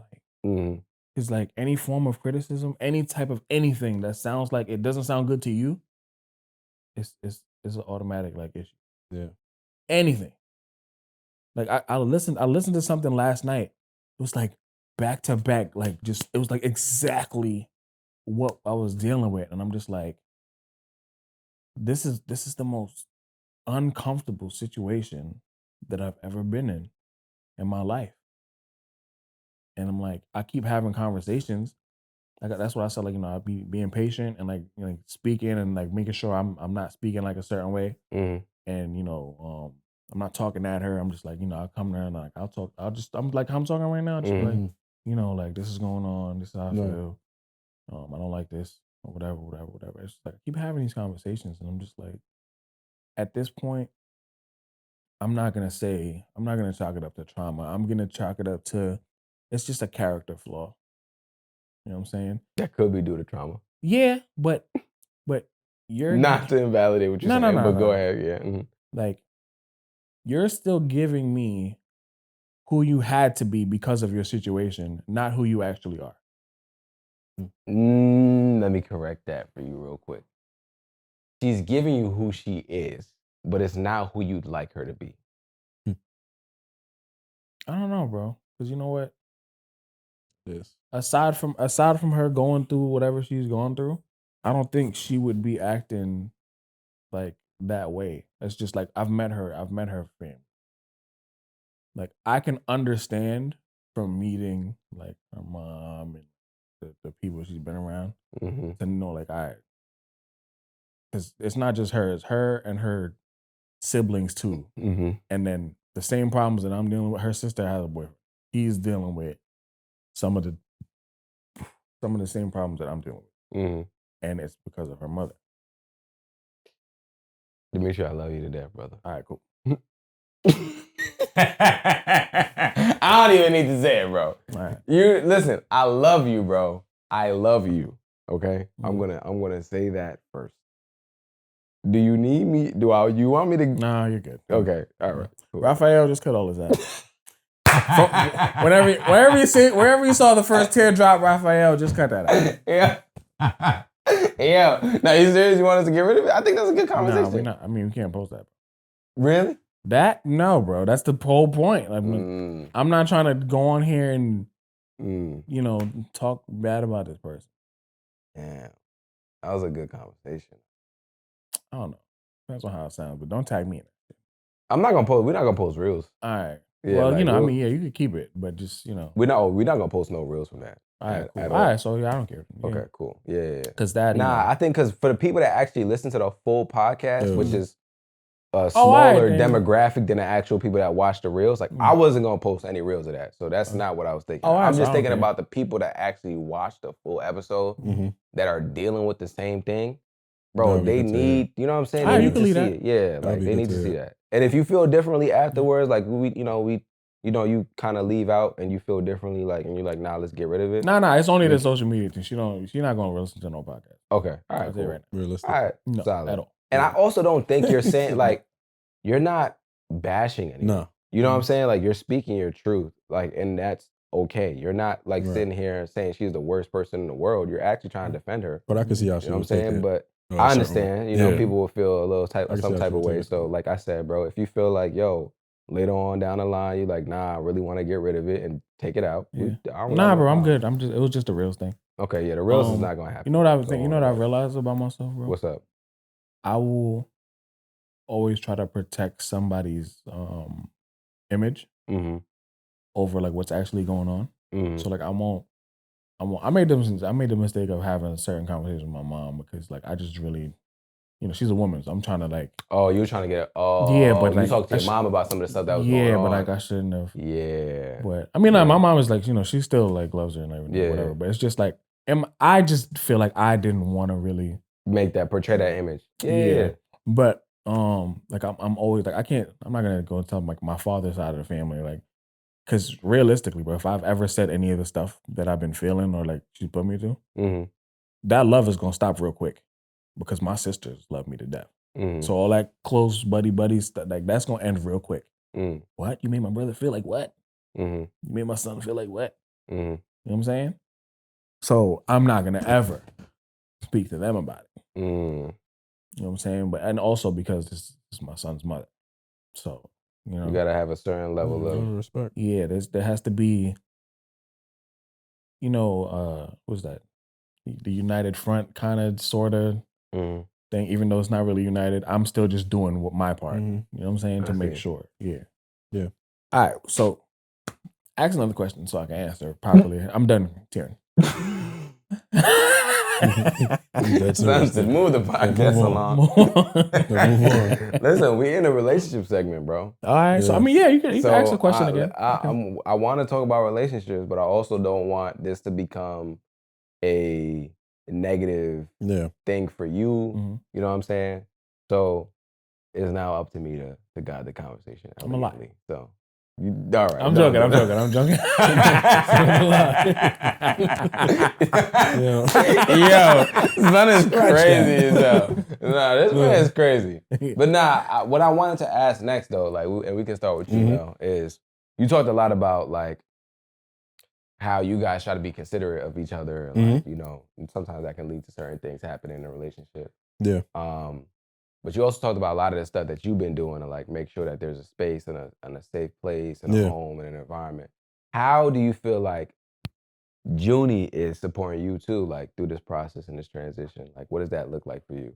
How she's supporting me? Mentally. Okay. Because I feel like mentally that's where I need the most support. So, bro, you know how it is as an entrepreneur. You got your business, you working too. It's a lot that you deal with on a day-to-day to the point where you probably want to throw the laptop. I be at my office desk, I be ready to throw the desktop, bro. To pick that shit up and throw it. Real talk.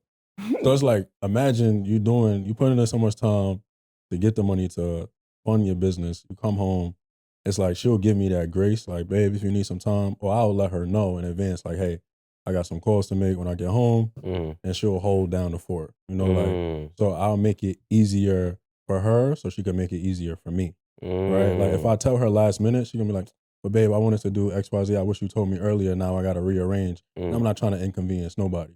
So we work around our schedule, and we always talk throughout the day. So if something does arise, like really like at that moment, I will let her know, like, oh, I just got a ping. Somebody wants to hit me up. They booked a call for 6 o'clock. I'm going to be home around like 5:30. Do you mind if I take a quick call? And she'll hold down the fort. Supporting me also looks like, I want to say, supporting me also looks like making sure I'm eating, like making sure I'm not missing any meals, making sure I'm not in it by myself, like, because we support each other. Like, we have conversations and we communicate effectively enough where, like, if we do bicker, it's not even about something like major. Like, it's not even towards me, so to speak. So I can't even always take it as like, yo, what you mad about? Like, I didn't even make you feel no way. Like, even but when I was coming here, no lie, like, she was mad about like her not being able to take a passport picture. I'm like, what did I do? She was like, no, you didn't do nothing. I'm just upset. Like, I'm just upset that, because the whole situation with my mom was supposed to watch Mel, so she was going to go to brunch and do a whole bunch of other stuff. So my mom called me last minute and told me, y'all got to work today, 6 to 2. So it kind of pushed back plans for her. Post office closed at 2, so by the time my mom get home at 3, it's a situation. So we always communicate effectively, and I feel like that's what I love about my relationship so much, because even if I'm having a dull moment or a down moment, I could be like, I'm not feeling too well. Or she'll probably pick up on it, like, I know you. Like, she always says, like, I know you. Like, I know when something's wrong. Like, when you isolate yourself too much, like, I know. Like, I'm the type of person, like, if I need work done and I feel like it's too noisy or it's too much stuff going on, because her family comes over a lot. So if it's too much stuff going on, I'll just be like, yo, let me go in another room. So she'll come find me, like, babe, you good? Babe, you okay? Yeah. And I'm like, I'm good. Like, she was like, you sure? I'm like, yeah, I'm good. She was like, what's wrong? I'm like, nothing. I just wanted to be by myself a little bit. Like, when you grow up being isolated, you kind of like need solitude to get away from all the noise. Yeah. You know what I mean? Like, it's kind of like, it's not like you don't want to like not be around people, but you kind of have to reset like a lot of your mental to get back into the forefront. It's like, yo, I do that shit at work. When I need a little 10-minute, I go in the break room and just talk, give myself a little pep talk, go in the bathroom, rinse some water on my face. I do it all the time. I go back out and I get the best service to whoever is in front of me. But if you're not able to be self-aware of that and also like take time out to do that, you would never get to that point to even understand that's what needs to be done. So for me, like, she holds it down. Like, I can't, I have no complaints about Junie. Like, as all couples, we all have like little fights, but it don't be nothing big. It don't be nothing major. It just be stuff like, by the end of the night, we getting over that. Like, we cuddled up, we chilling. It's water under the bridge. It's water under the bridge. Like, it's nothing major, bro. I love that for you. But like we talked about, I know that hasn't always been your experience. Yeah. Right. So how did y'all get to that place? Like, bro, what were some of the challenges that y'all had to get? We was fighting a lot. Like, when you first learning somebody, and this all goes back to the consideration thing. Like, we both considerate people, and now in retrospect, I can think about that.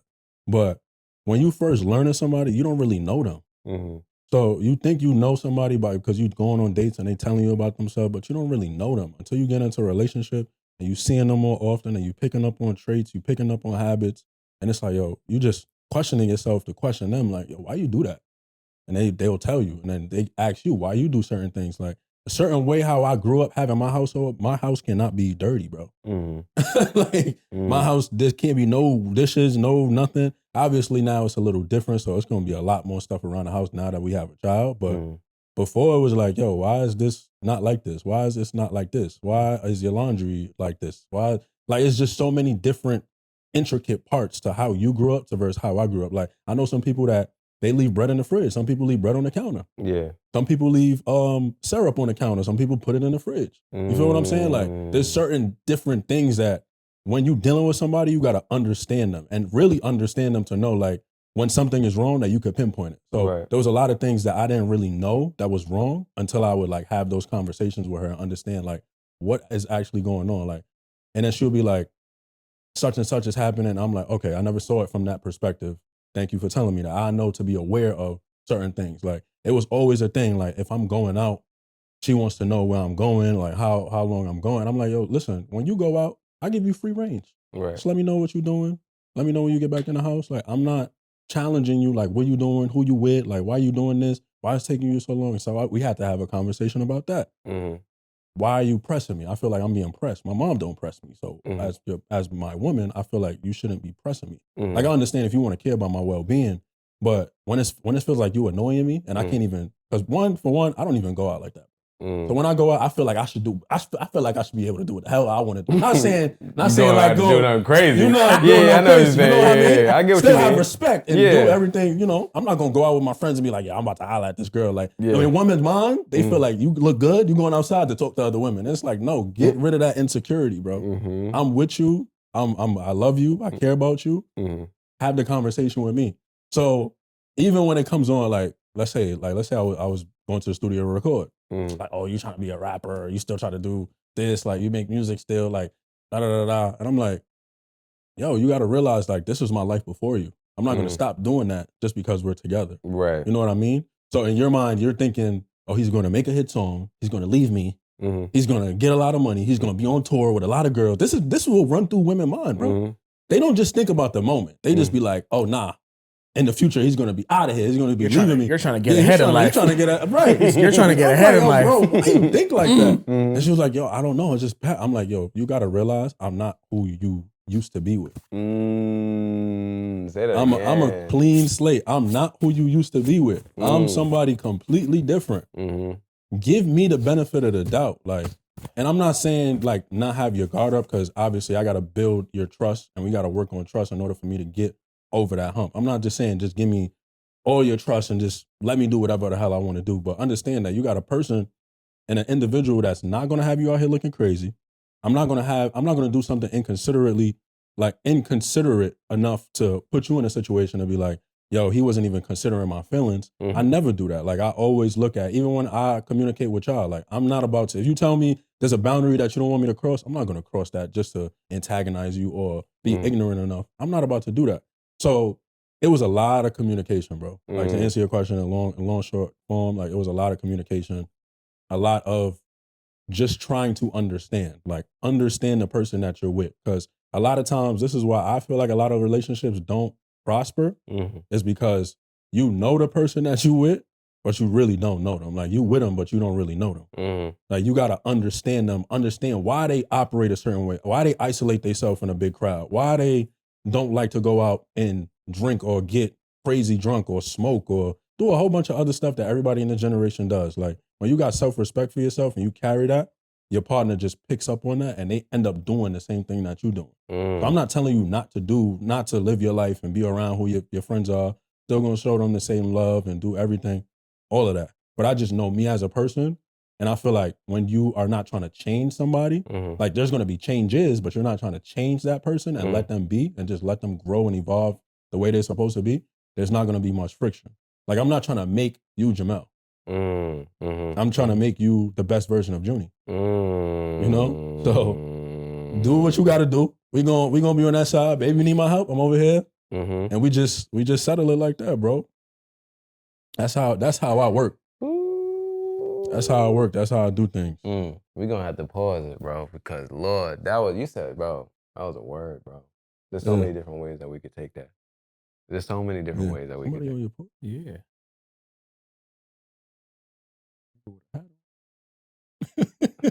I just said, yeah. Son just sat down. Probably my brother.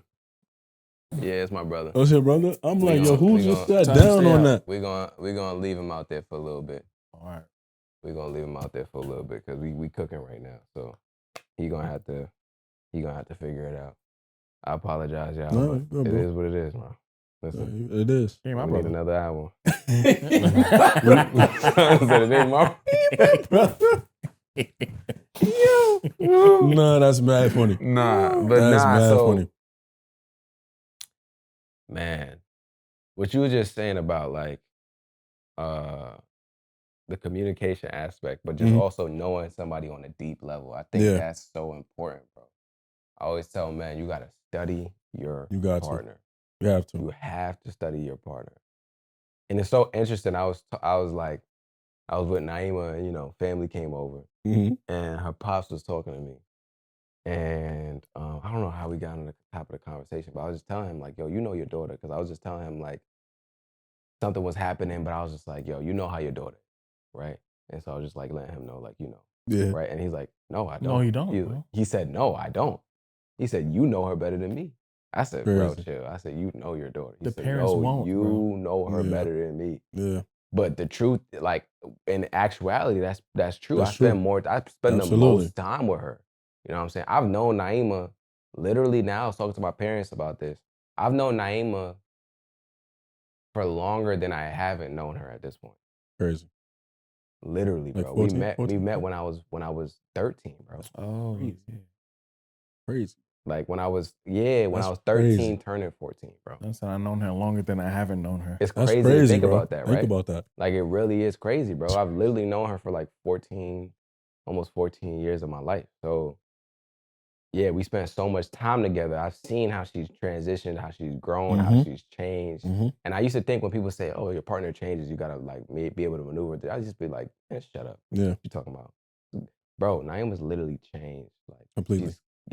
Complete change. And you have to learn to like, not even learn because the love is always there. Right. But you just love in different ways. Like you love in different versions of her. And it's like, it's beautiful to see because I'm seeing her get to like transform and like do all the different things that she wants to do. Like I remember things that she told me she wanted to do when she was younger, and now she's doing some of those things. So getting to be part of that journey, it's just a beautiful process, bro. Like really deeply knowing somebody and then seeing them and being able to be a part of their growth and their journey, bro.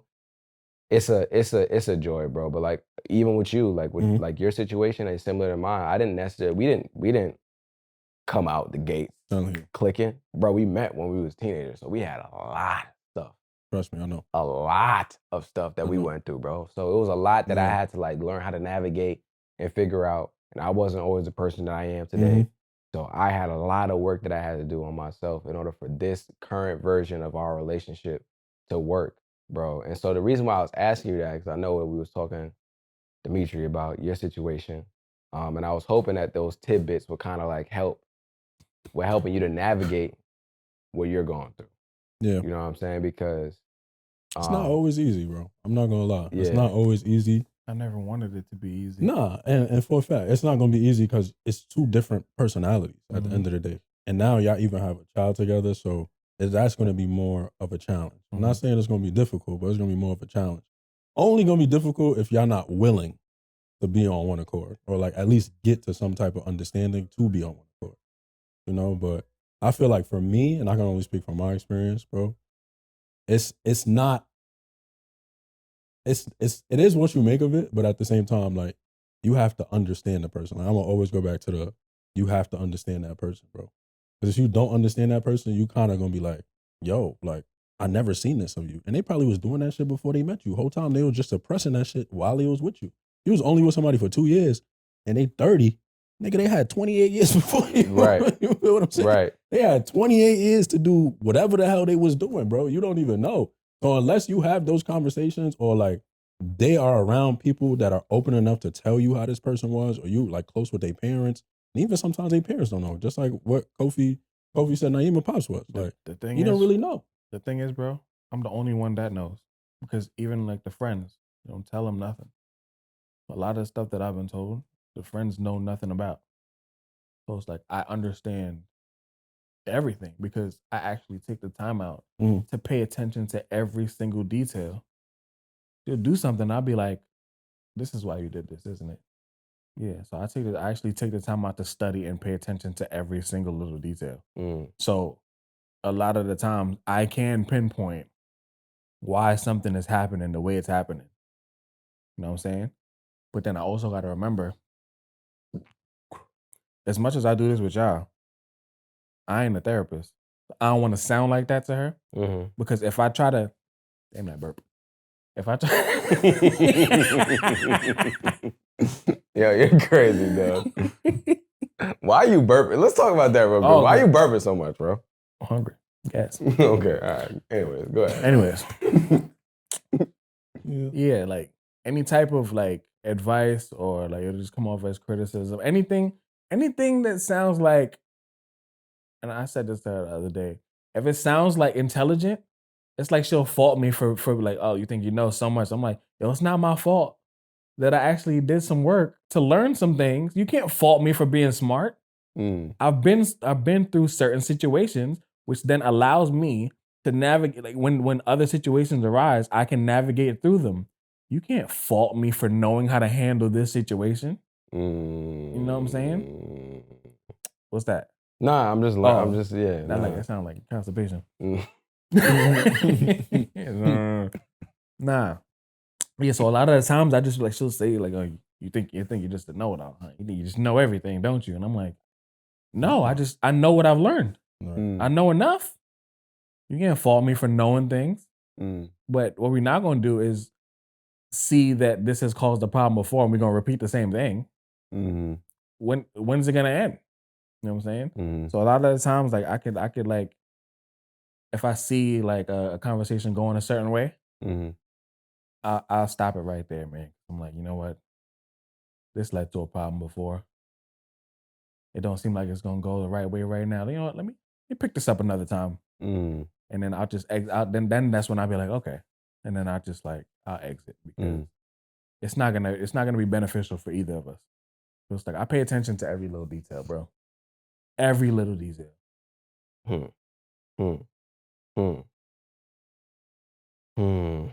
Almost too much. I have notes. Questions. I have notes in my phone of like, oh, she likes this. Oh, she get a sandwich.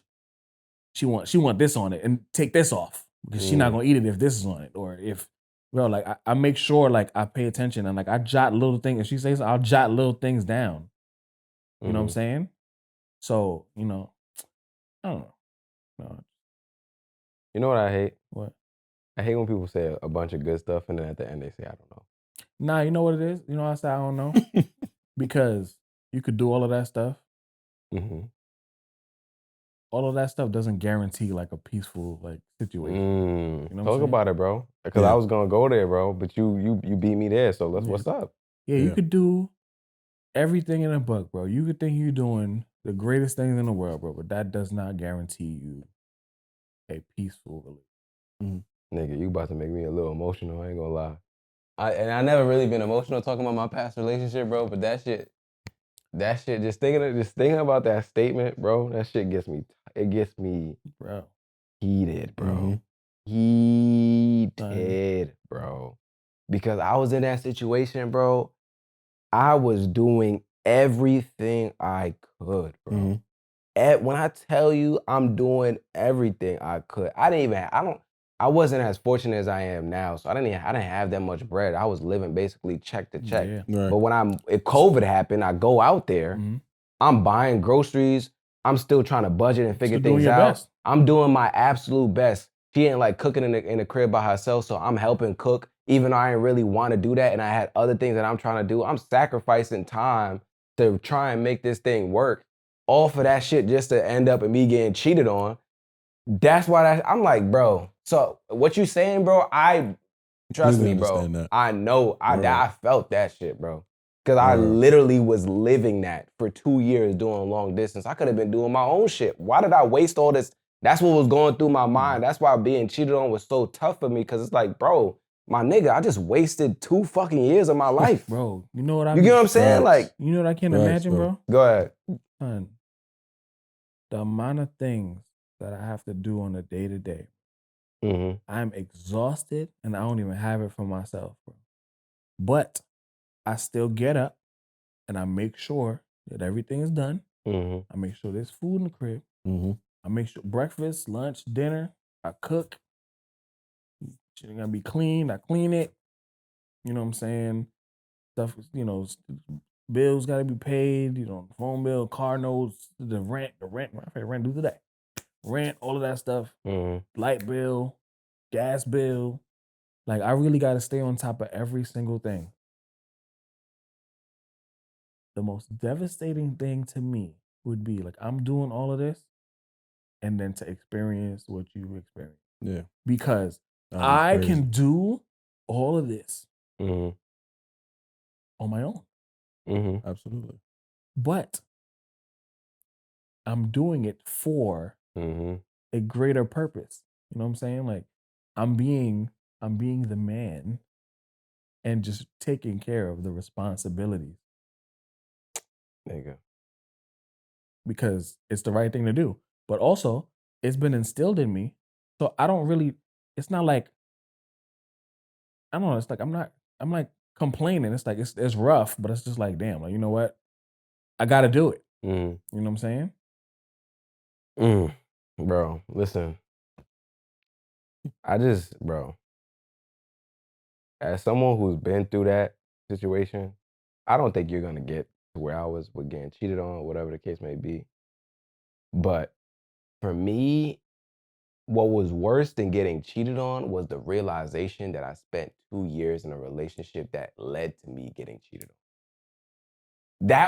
That's what was worse. It wasn't even the fact that I got cheated on at one point. It was the fact that I spent 2 years It just seemed like such a waste of time in this relationship. I wasted my fucking time. Yo. That's what that realization when I sat down, I remember sat down on my couch. I'm like, damn, I can't believe, I really cannot believe she cheated on me. Then I started thinking, I'm like, wait, so our relationship is over for sure because I'm not doing this. Then I started thinking like, yo, I spent 2 years in this I'm not gonna get that time back. Yeah. Like I spent 2 years in this shit. I can never get that time back, bro. The time, the resource, the money. The money, bro. The money.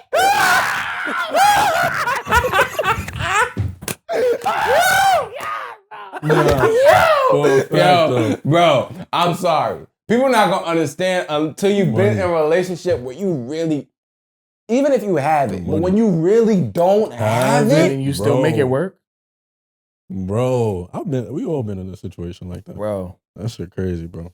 The money though, the money different, bro. Yo, because you could have. You know what's funny, bro?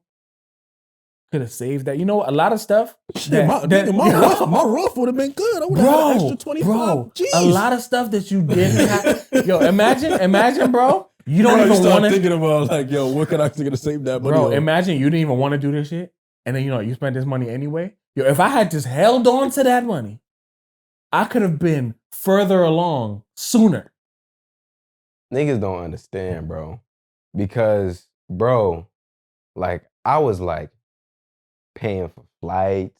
Oh, bro. You know what I'm saying? You paying for flights to go out somewhere. Yeah. You may be taking time off from work. You know what I'm saying? Like, you doing drives.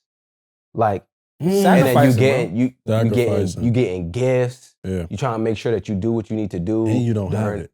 I don't have it, bro. I don't have it, bro. Like I really like. So imagine I really don't like when I'm doing these things. I'm like checking the account. I'm like, yo, all right, cool. I could do something like this right now. I just gotta make sure next month I don't go crazy, or like this month I don't go crazy. Then with next this. month, then they want something else. You know what I'm saying? So it's like, bro. You know what? Bro. You know what, too, bro? Crazy. Imagine making sure everything else is good, and you can't even eat for real. Like, you done gave your last, like, that's cool, Mm-hmm. But the other side, people don't even know. You do stuff for people, bro, and then they don't even know. I can't even eat right now. Mm. I can't even eat. I just made sure you ate. I'm hungry. Oh, I didn't know we was going here, bro. And I know we were going here. I got some questions on here, but I didn't think we were gonna go here, bro. But I had to get. I obviously had some stuff that I had to get off my chest. I didn't expect that.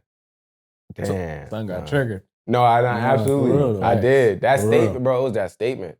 It was that statement. Like you could do everything and it still won't. It still won't be enough, bro. It still won't be enough. It was never enough. That's why the discernment early is so important. I talk to black men about this all the time, bro. The discernment early is so important. That's why I be drilling intentional dating. Bro. We got to stop. We have to stop just seeing someone and being like, ooh, you look good. I need that. But not just that, bro. You know what I'm saying? The potential too. Don't be like, oh, this person could be. That's what I was trying to. Bro, this is exact. I'm glad you said that because the potential thing is that is another thing. We get into relationships with people's potential. Of course. Oh yeah. You got it. You have a potential of what this person could be, not who you're seeing them to be. Yeah. And so because you are in a relationship with their potential, you end up spending that time that was 2 years, however many years long, trying to cultivate a potential and actualize something for somebody that they haven't seen themselves. For themselves, yeah. Facts. So it's like, oh, I'm with my shorty, but I'm not really with shorty. I'm with somebody else because in my head, she's this other version of herself that wants to be married and have a family, but she's been telling me, I don't want that. That was literally my situation. I'm thinking to myself like, nah, I'm a good dude, you know? She gonna want to have these. She's gonna want these things at some point in time. One day she's just gonna wake up. She gonna see me and she gonna be like, you know what? I'm tripping, bro. She wasn't tripping. I was tripping. Yeah. You know what I'm saying? For thinking that, I'm trying to convince myself that at some point in time I'm gonna be enough to make her switch something that she's already had ingrained in her for however many years. You know what I seen last night, bro? What's up? It was like. Gonna be heated right now. Nah, I'm not even heated. It's just like I'm passionate about this because I don't want people to be stuck in situations. She gonna do it for who she want. It's not even that. It's not even that, bro. I don't agree with that at all, bro. At all? I don't agree with that at all. Bro, because I've seen that so many times, bro. People will say that because it sounds cool. Nah, I've seen it. Listen, at the end of the day, bro, even if that's what the situation is, I personally don't care. But the reason why I say I don't believe that is because it's like, bro, I feel like it's not about her doing it for who she wants to. It's about sometimes people get to a certain situation or a certain place and their mindsets change. They shift. They realize they could have gotten out of the situation and been like, damn, I fucked that up. Like, I actually do want to do something. Like, I actually do want to be in a different situation. I don't know what her mindset is. I'm not trying to speak for her specifically. What I'm saying is like, sometimes people go through things and they just grow. So it's not that, oh, this guy did this and now he's getting the things that you ain't get. I never look at it that way. I look at it as like, yo, she's a grown woman. They're a grown individual. They went through some things. They grew. And as a result of that growth, now they want something different out of life because they're in a different space, a different headspace. And I think that's what it is more than I got into this new relationship with this guy and he has a Lambo, so now I want to be married. You get what I'm saying? I was going to say something toxic. I mean, if you want to say it, we can I was talk gonna say, about it. I seen good girls go left for the right man. This nigga's rapping. Barking.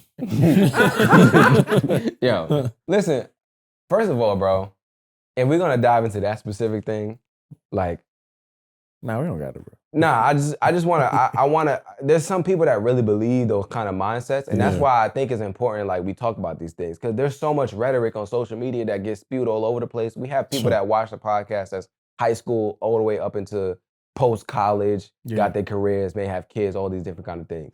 And the people that are younger are very impressionable. So when they watch this or they listen to this and they're hearing these kind of things, they're trying to figure out, what do these dudes think about this? Exactly. What do I think about that? A good girl's gonna go left for the right dude? She wasn't right for you, bro. So if she's doing certain things that you didn't think she should be doing or you don't want in a relationship and she's doing that with somebody else, bro, it's all right. Everybody ain't for you. Like, and I wish somebody would have told me these things when I was growing up. Like, I used to think, yo, if she look good, you pursue her. That's it. That was the wrong mentality. You know what I'm saying? Like, she look good, you pursue her, go pull up on her, get her number. That's not how things work. Most of the times you find people that do the same things as you or that in the same network as you, and it's a mutual interest and connection, and maybe you have somebody that set y'all up or whatever the case may be. You may go to a certain place and it's easy for y'all to have a conversation. Y'all in the same area, y'all have a prolonged amount of time in that space. It's easy to have a conversation. Like, I grew up thinking like, I gotta go pull up on a shorty, get her number, text her, convince her to like me through text, basically, for us to go on a, like, that shit is so flawed. Like, the way I thought about relationships and dating was so flawed, which is why I try to talk to men about intentional dating. Like, get to know the person that you with before you even start pursuing, like, I want to go on a date and do this and that. It doesn't matter how attractive they are. Like, attractiveness is part of it. Don't get me wrong. Nobody wants to be with someone that they're not attracted to at all. That's part of it. but that's a small part. How do they act when they deal with anger in situations? How do they treat you when they no longer need you? How do they treat you when they're going through difficulties? How do they respond to the people in their lives? How do they communicate with you when they're going through different things in their life? How does that look, right? Because those are the things that y'all talked about. Yeah. Like, and now that y'all have kids, y'all are realizing those are the most important things. You're not talking to me about how attractive Junie is right now. What you talking to me about? You saying, yo, Junie talks to me about the things that we have going on in our relationship, and she helps me because she's considerate. These are the things that are important, bro. Somebody that's considerate, that's kind, that's compassionate, that also knows how to communicate with you and can take accountability in certain areas where they know, like, okay, I could be doing more to help him here, and I could be doing this and that, and I actually haven't been on my thing, and I know that he's tired, so let me do this. You know what I'm saying? Those are the things that are more important as you get older. Absolutely. So, like, when we think about attractiveness, like, that's the lowest. Yeah. It's not up there, bro. We got to get out of that mindset. Like, look at the people that are actually full, whole human beings, and then intentionally date those people, not the people that's out here, all they care about is how they look, and they don't care about nothing else, bro. They just care about how they look. They're not building no life skills, don't know how to make a home peaceful, don't know how to cultivate peace within themselves. Bro, what are we doing? You know the biggest thing for me was what I realized over time, like dealing with all this? Like, you gotta really be comfortable within yourself to know, like, one, to stand on your boundaries. Two, you gotta love yourself, because if you don't, then you're gonna really just be accepting anything. And you just gotta know, you gotta know what you're willing to, like, you gotta know what you're willing to accept, like, moving forward in life. Like, is this actually beneficial to you in any kind of way? Yeah. So for me, I feel like a lot of times you'll see red flags and be like, because, you love somebody, you just be like, oh, you kind of just deal with it. Like, it'll get better. You'll tell yourself. You paint it yellow. Yeah, you'll tell paint it green, basically. Yeah, like you telling yourself, like, it'll get better, Yeah. But realistically, it's just like, nah, like, when somebody shows you, take it at face value. Yeah, you got to take it at face value. Like simple things like somebody giving you the silent treatment. Bro, what is that? What is that? What is that, bro? So it'll just stay quiet until I say something. It's like and if they continuously give you the silent treatment and you're always the one to go try and talk and fix it, they know I know how to get him to react or respond the way I want him to. I'm gonna just get quiet, and then he just gonna do all this stuff. He's gonna bug out. But if you're comfortable with just somebody give you the silent treatment, bro, I'll talk to you some other time, bro. Like, I'm good. You know what I'm saying? But then also just like, yo, listen, then you know what to accept and what not to accept. You just be like, yo, I'm not okay with this. You got to catch on to stuff early. Like, I'm not okay with this, and this isn't okay. And if you continue to do this, you can be on your way. If how they deal with anger, are they emotionally intelligent? Like, some people just think off emotion, and that leads into a relationship. The word maturity has spoken to me. But Kofi, as you get older, the word maturity, mature it's a really important thing to pay attention to, bro. Because you know what I noticed? What? A lot of people will tell you that they're mature.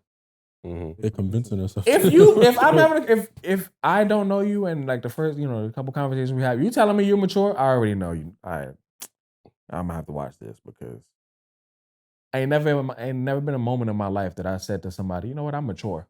Yeah. You know what I'm saying? Like, I'm having an argument.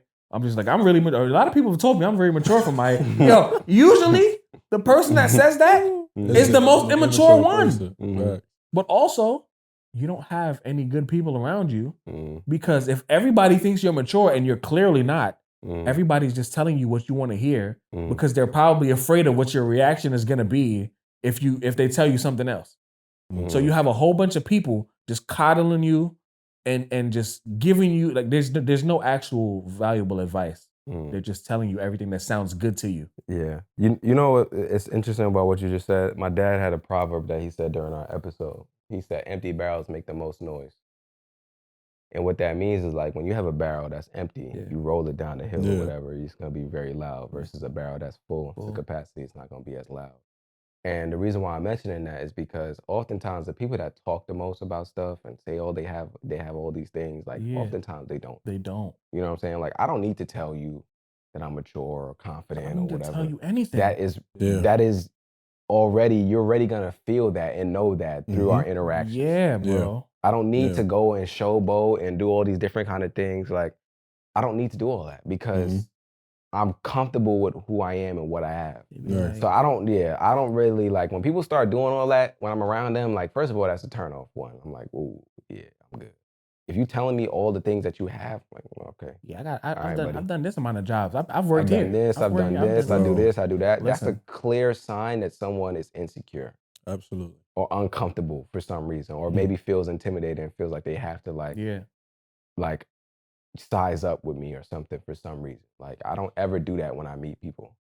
So I'm just wary about that. But I want to get the conversation back into fatherhood and ask you guys this. What do you feel like are some unique challenges that y'all have had as Black men being a new father for the first time? And if you don't have any, then that's cool too. But I feel like challenges. Has there been anything that you feel like we specifically deal with as Black men being fathers that may not necessarily be talked about enough? People be feeling like Black fathers not present enough. For real. Nah, that's facts. That's facts. I feel like that. The leadership is always questioned. You feel so? Yeah.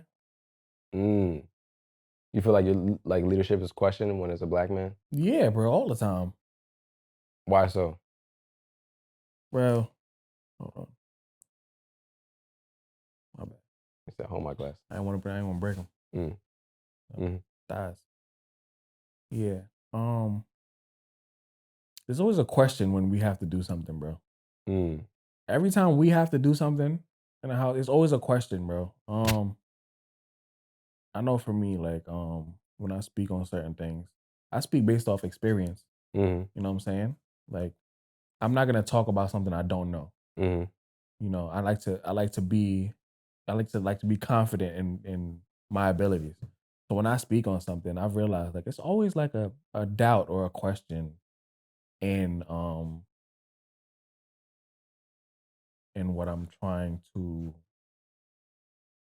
let me think about articulate. Yeah. Like or do. Yeah, like if I say you know, maybe we shouldn't do this way because like, you know, something similar has clearly happened, which is why I would be saying like maybe we shouldn't be doing this way. It'll always be like some pushback or some question until like when I talked about preventative measures, like I've seen this happen already. So, you know, based on these pattern of events, I know that this is going to happen again. People don't actually listen to what we have to say until it already done gone bad already. It happened already. Now it's just like, I don't want to be the I told you so type of person, but didn't I say that this would happen if you did this? What's the thing that you don't? Those who don't hear will feel. Those that don't hear will feel, bro. That's a word. Bro, why? Yeah. Why is it that every time I'm trying to prevent something from happening, it's challenged? Like, why is it when I give like an instruction to do something or like we to get something done, there's always a challenge or like some pushback? You know what? They're gonna hate the word instruction. I know that. But you know what's funny? What? You know what I thought about? What? People need training, bro.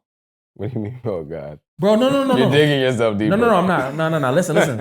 When you go to a job and you don't know how to do something, what do? They train you. They train you. Right. Everybody needs training, bro. When I'm grown, bro, Jamaicans be like, yo, you don't got no home training, bro. If you don't conduct, you don't have no home training. You don't conduct yourself a certain way. Yeah. Why are the words that are go ahead, bro. Please. Why are the words that we need to hear such a problem when somebody's telling? Like, I don't understand. You know people, why bro. It's a problem. I know why it's a problem, bro. But it's so stupid.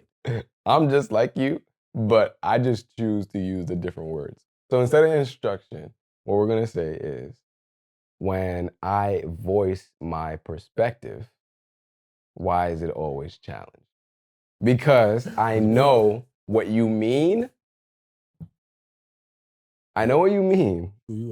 but I know how it's going to be perceived. Let me. Yeah. And if you want the message to be received, Yeah. you have to change the way in which you deliver it, and sometimes a little bit. You know what I also realized? What's up? Every time we gotta say something, we always gotta make it sound nice. It's not about making things. So here's the thing, bro. I'm just like you, bro. Yeah. Trust and believe me. I've had this conversation with Naima. Like, literally. I don't know. I've heard it. What you mean? I've been on the car with you multiple times. Yeah, she tells me all the time. And because I'm the person, I'm very blunt. And I don't like doing the whole political, like, trying to dumb things down and, like, make things all palatable for folks. And, like, I'm just blunt. Like, if this is it, this is it. Yeah, you want honesty, like, right? Yeah, and we just had this conversation because, certain things, transitions, all these different kind of things, right? So I won't get too deep into it, but please don't. She was for your safety. Absolutely. My safety will be in. I would be in danger. But nonetheless, right? So we had the conversation about like being mindful of people's feelings and the way in which I say things and when I say things. When is oftentimes more important for me now because I've gotten better at the how I say it, but the when I say it hasn't been always the best. It could be bad timing with the wrong people around or bad timing for her in the situation. And so I had to take that feedback and just be like, you know what? You're right, babe. Although I don't necessarily fully agree because I feel like I should be able to say what I need to say. And if it's truth, it should just be received. I understand where you're coming from the aspect of maybe certain people are around and it won't be right because they'll have a certain opinion or perspective.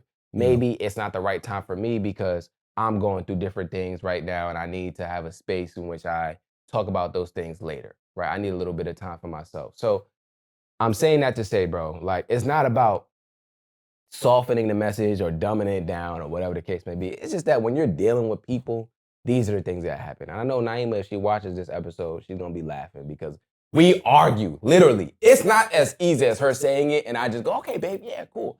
I argue. You know what I'm saying? I literally will go back and babe, no, absolutely no. Because that's stupid. Because, you know what I'm saying? Literally, bro, I'm telling you, we will go back and forth. It's not that I don't know what she's saying is to be true. It's just that I hate the fact that I have to like navigate all of these different hoops. But what I've realized, bro, is like, if I want things to work, this is the work. I have to be willing to work on certain things and change certain things. And it's not that I'm changing myself, it's that I'm taking in feedback from my partner, a difference in perspective, an opinion, and I'm integrating that into how I interact with them and the people around them so that things can be peaceful, bro, for everybody. Because that's our job as the leader of the house, is we have to make sure that things are running smoothly for everybody. So if one of the parties that we are taking care of in our house or home comes with a concern, we have to be willing to receive it, even if it's uncomfortable and even if we don't agree with it. And that goes all the way down to children. So one of the things that I love that my dad and my mom did, growing up is that they allowed us the flexibility to be able to call family meetings. If I had something that I was going through that I felt uncomfortable with, that I really wanted to talk about, I could go to my parents and be like, I want to have a family meeting on Saturday at 12 p.m. That's cool. And they will come. Yeah, that's fire. Literally, they would come, they would pull up, we would literally be in this living room, and we would all have a conversation. And I would get the opportunity to express myself. So when people talk about like, yo, you feel so comfortable talking about all these different things, I don't know how you do, bro. I've been doing this my whole life. You know what I'm saying? I never had a space where I didn't feel, truly. And I hope that's something that y'all implement. Take that with you because it's important for the people in your house to have a voice and know that, like, regardless of what's going on, I know Pops is going to listen to me. I know my mom is going to be able to be open-minded and hear my point. So I don't feel like I'm just here and I have no voice, because what ends up happening is when we're in our home, we're mimicking the real world for children, right? So I learned how to interact with everybody else by interacting with my family. So if inside of my home, I don't have a voice, what you think gonna happen when I go outside? I have a voice outside. I'm not gonna talk because all of a sudden I feel like if I haven't been able to talk to the people that are closest to me, how the hell am I going to talk to strangers? Exactly. You know what's crazy, bro? You got to create that space at home, bro. And it all crazy starts that with you just said listening to people's perspectives, bro. So that's what I was trying to get out. But go ahead, say what you're saying. Nah, it's crazy that you said that because I've had to do extra work, like growing up, to be able to like, you know, speak outside of the house and do what I'm able to like do what I'm doing now. Because when I was younger, you know, Caribbean household, like, nah, it's my way or the highway. Right. So, nah, it's interesting that you say that. Nah, it makes so much sense. It's I'm like, crazy because to piggyback off that, you brought up challenges. Yeah. That's one of the challenges I was sitting here thinking about. Everybody's input. Yeah. Oh. Everybody got an opinion. Why your baby not doing this? Why your baby not doing this? Mom, aunt, uncle, brother. Yeah. You feel what I'm saying? It just gets like, my mom told me this one time. She was like, I understand I can give you feedback, I can give you opinions, but it's your kid. Because at the end of the day, if Melanie gets sick, Melanie gets hurt, you're the one that has to take care of her. Nobody else is going to take care of her. So I'm like, all right. And I challenged her on that. So she was like, why you not doing this? So I'm like, you told me this is my kid, right? It's my kid. Let me hold it down. This is my kid. You feel what I'm saying? Because I'm pretty sure she was challenging my grandmother or her grandfather. You feel what I'm saying? So at the end of the day, that has been like the biggest challenge for me because everybody wants what's best for Melanie. But at the same time, Junie's mom, this is her first grandchild. Yeah. This is not my mom's first grandchild. So I feel like I could have that conversation with my mom as opposed to Junie's mom. But I still like show like, nah, I don't want to, like if she asks me like, Mel, what do you think about such and such and such? I'm like, I'm not against it, but I can see how it can be an addition. But as of right now, I'm not for it. Yeah. You know, like having those, and that's when you get people to respect, like, although you're an elder and I respect you, like this is still my child. I'm standing firm on my I'm still gonna stand front line for my child. Like if I feel like that's something that the doctor is specifically telling me that I shouldn't be doing yet, I'm gonna go abide by that. Yeah. You know? And you know what's something that my pops told me recently, or he tells me all the time, and I always take with me, but it's been hard for me to integrate. Not necessarily hard for me to integrate, but it was hard for me to like come to the realization like this is something I had to do. Yeah. Is you gotta let your partner handle their family and you handle your family. Oh, absolutely. You cannot go like absolutely, bro. I don't step over that. You know what I'm saying? You can't go. Junie is great at that shit. Yeah. And if something is bothering me, bro, she'll literally be like, what's bothering you? Like, did my mom say something? You want me to go talk to her? Like, she ready. Like, you want me to go say something? I'm like, nah, like, it's not even an issue. Like, if she brings it up and she mentions it, have a conversation. And I do the same shit with my mom. Exactly. I'm not afraid to talk to my mom and be like, yo, you made her feel uncomfortable. Like, at the end of the day, she's going to show respect off the strength of me. Right. She's not going to be disrespectful, even if she wants to voice her opinion. If it means for that, like, they have a conversation and my mom says, hey, I heard such and such and such. Did you feel some type of way? Or did I offend you or whatever? Because there's always going to be differences. Again, you're dealing with people, right? Different personalities, different ways people like picture certain things, their perspective of certain things. So at the end of the day, not everybody's going to be on one accord. I'm not going to think like you. You're not going to think like me. And that's cool. As long as we can come to a common ground to understand why we think the way we think, I feel like everything would be peaceful. Right. No, that's absolutely true. Man. This has been a great episode. I want y'all to, like, as we wrap up, what are some things that now, knowing what you know now, you would tell your pre-dad self to get him prepared for fatherhood? Oh, to get him prepared. Okay. Yeah. Yeah. Let me wrap it up with that before you go in a whole different direction. You got something, or you want me to go? Huh? Yeah, go to Mel. I'm gonna get back to you. All right. Now it's time to shine. Like you got to this point. I feel like me, everybody is so weird, bro, because everybody is always like, yo, even before I had a kid, like, yo, when you gonna have a kid? When you gonna have a kid? I'm like, bro, I'm chilling. Like, you feel what I'm saying? Because I guess they saw those qualities in me. Yeah. But I would tell myself honestly, like, it's gonna be a ride.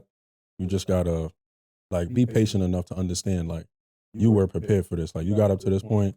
Like, you're not doing no malicious things to nobody. You don't got to look over your shoulder.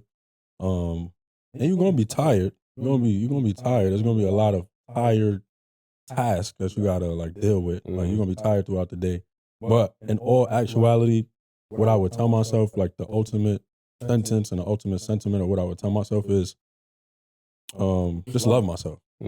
Just be able to love myself. Because me now as a parent, I feel like I give so much love to my child, and the love that I show myself makes it much easier to give that love to my child because I was able to love myself. Like through all the years of not growing up fully without my dad, like shit, like you said, like you've known Naima for as long as you haven't known Naima. Same shit with me not having a father, bro. Like my father left when I was 14. I'm 29. So 15 years, you haven't been there. So I kind of had to grow up by myself. And obviously I had father figures around that helped with that. So I'm grateful for that. Like I had mentors, I had like people that was at my church, you know, uncles and that nature. So I would honestly just tell myself like, yo, just be able to love yourself more so you can pour in. Like this is the time to love yourself even more because you're going to be able to give that love to your child. No, but go ahead. You got something? Yeah. What's up? One thing I tell myself is if it's gonna be hard, it's not gonna be an easy task, but I got good examples to follow by. Like my father's a great man. I got a great mother. I got my stepmother is a great mother figure in my life. It's just my job to take what I want from it and just implement it into my life now. It's gonna benefit my son the most. And I got good examples of what marriage look like too. You know, so you know I know how to be a pretty decent human being. I got some great men in my life, and I got even better friends. So absolutely, appreciate bro. that. You know, Appreciate it. Bro. I got a lot of support. I just you know, just got to implement whatever I've learned up until this point. Okay. Yeah. Listen, bro. I appreciate y'all. This has been a great episode. This has been a classic. Yeah. I think so. Raphael, I think it's Raphael like that, bro. Raphael's gonna have to do some editing. But it's a classic for sure. We talked about so much, bro. No, we did. We talked about a lot, bro. I learned more about you. I ain't know. You know what I'm saying? I learned a lot about you too, bro. So I ain't know that. So I appreciate you trusting this space and being that of course, bro. For real. You made it easy. You made it easy to, you know. I appreciate that. Bro. You made it easy for us to just be ourselves and talk. And that's the whole purpose of this, bro. Is just giving everybody a space and then through our conversations facilitating healing for everybody else. So that make me cry on camera every time. At this point, bro, I'm gonna just bring the tissue to you before the episode start, bro.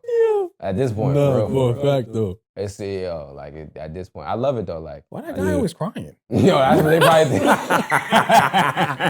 Oh my God, get him some help. They literally help him. They probably literally thinking that right now. Like, dog, what's up with this guy? Start a GoFundMe. He good? You sure? You start a GoFundMe. Nah, for real, you good, bro. You just gotta. You know what I'm saying? Like, you got to figure out what decision you want to make, bro. That's the main thing. We ain't got to talk about it too much more. We going to talk about it after I know how we do. Yeah. So you just got to figure out what decision you want to make, bro. But you good, bro. Like you said, you have the support around you. You got everything that you need. Everything already is inside of you.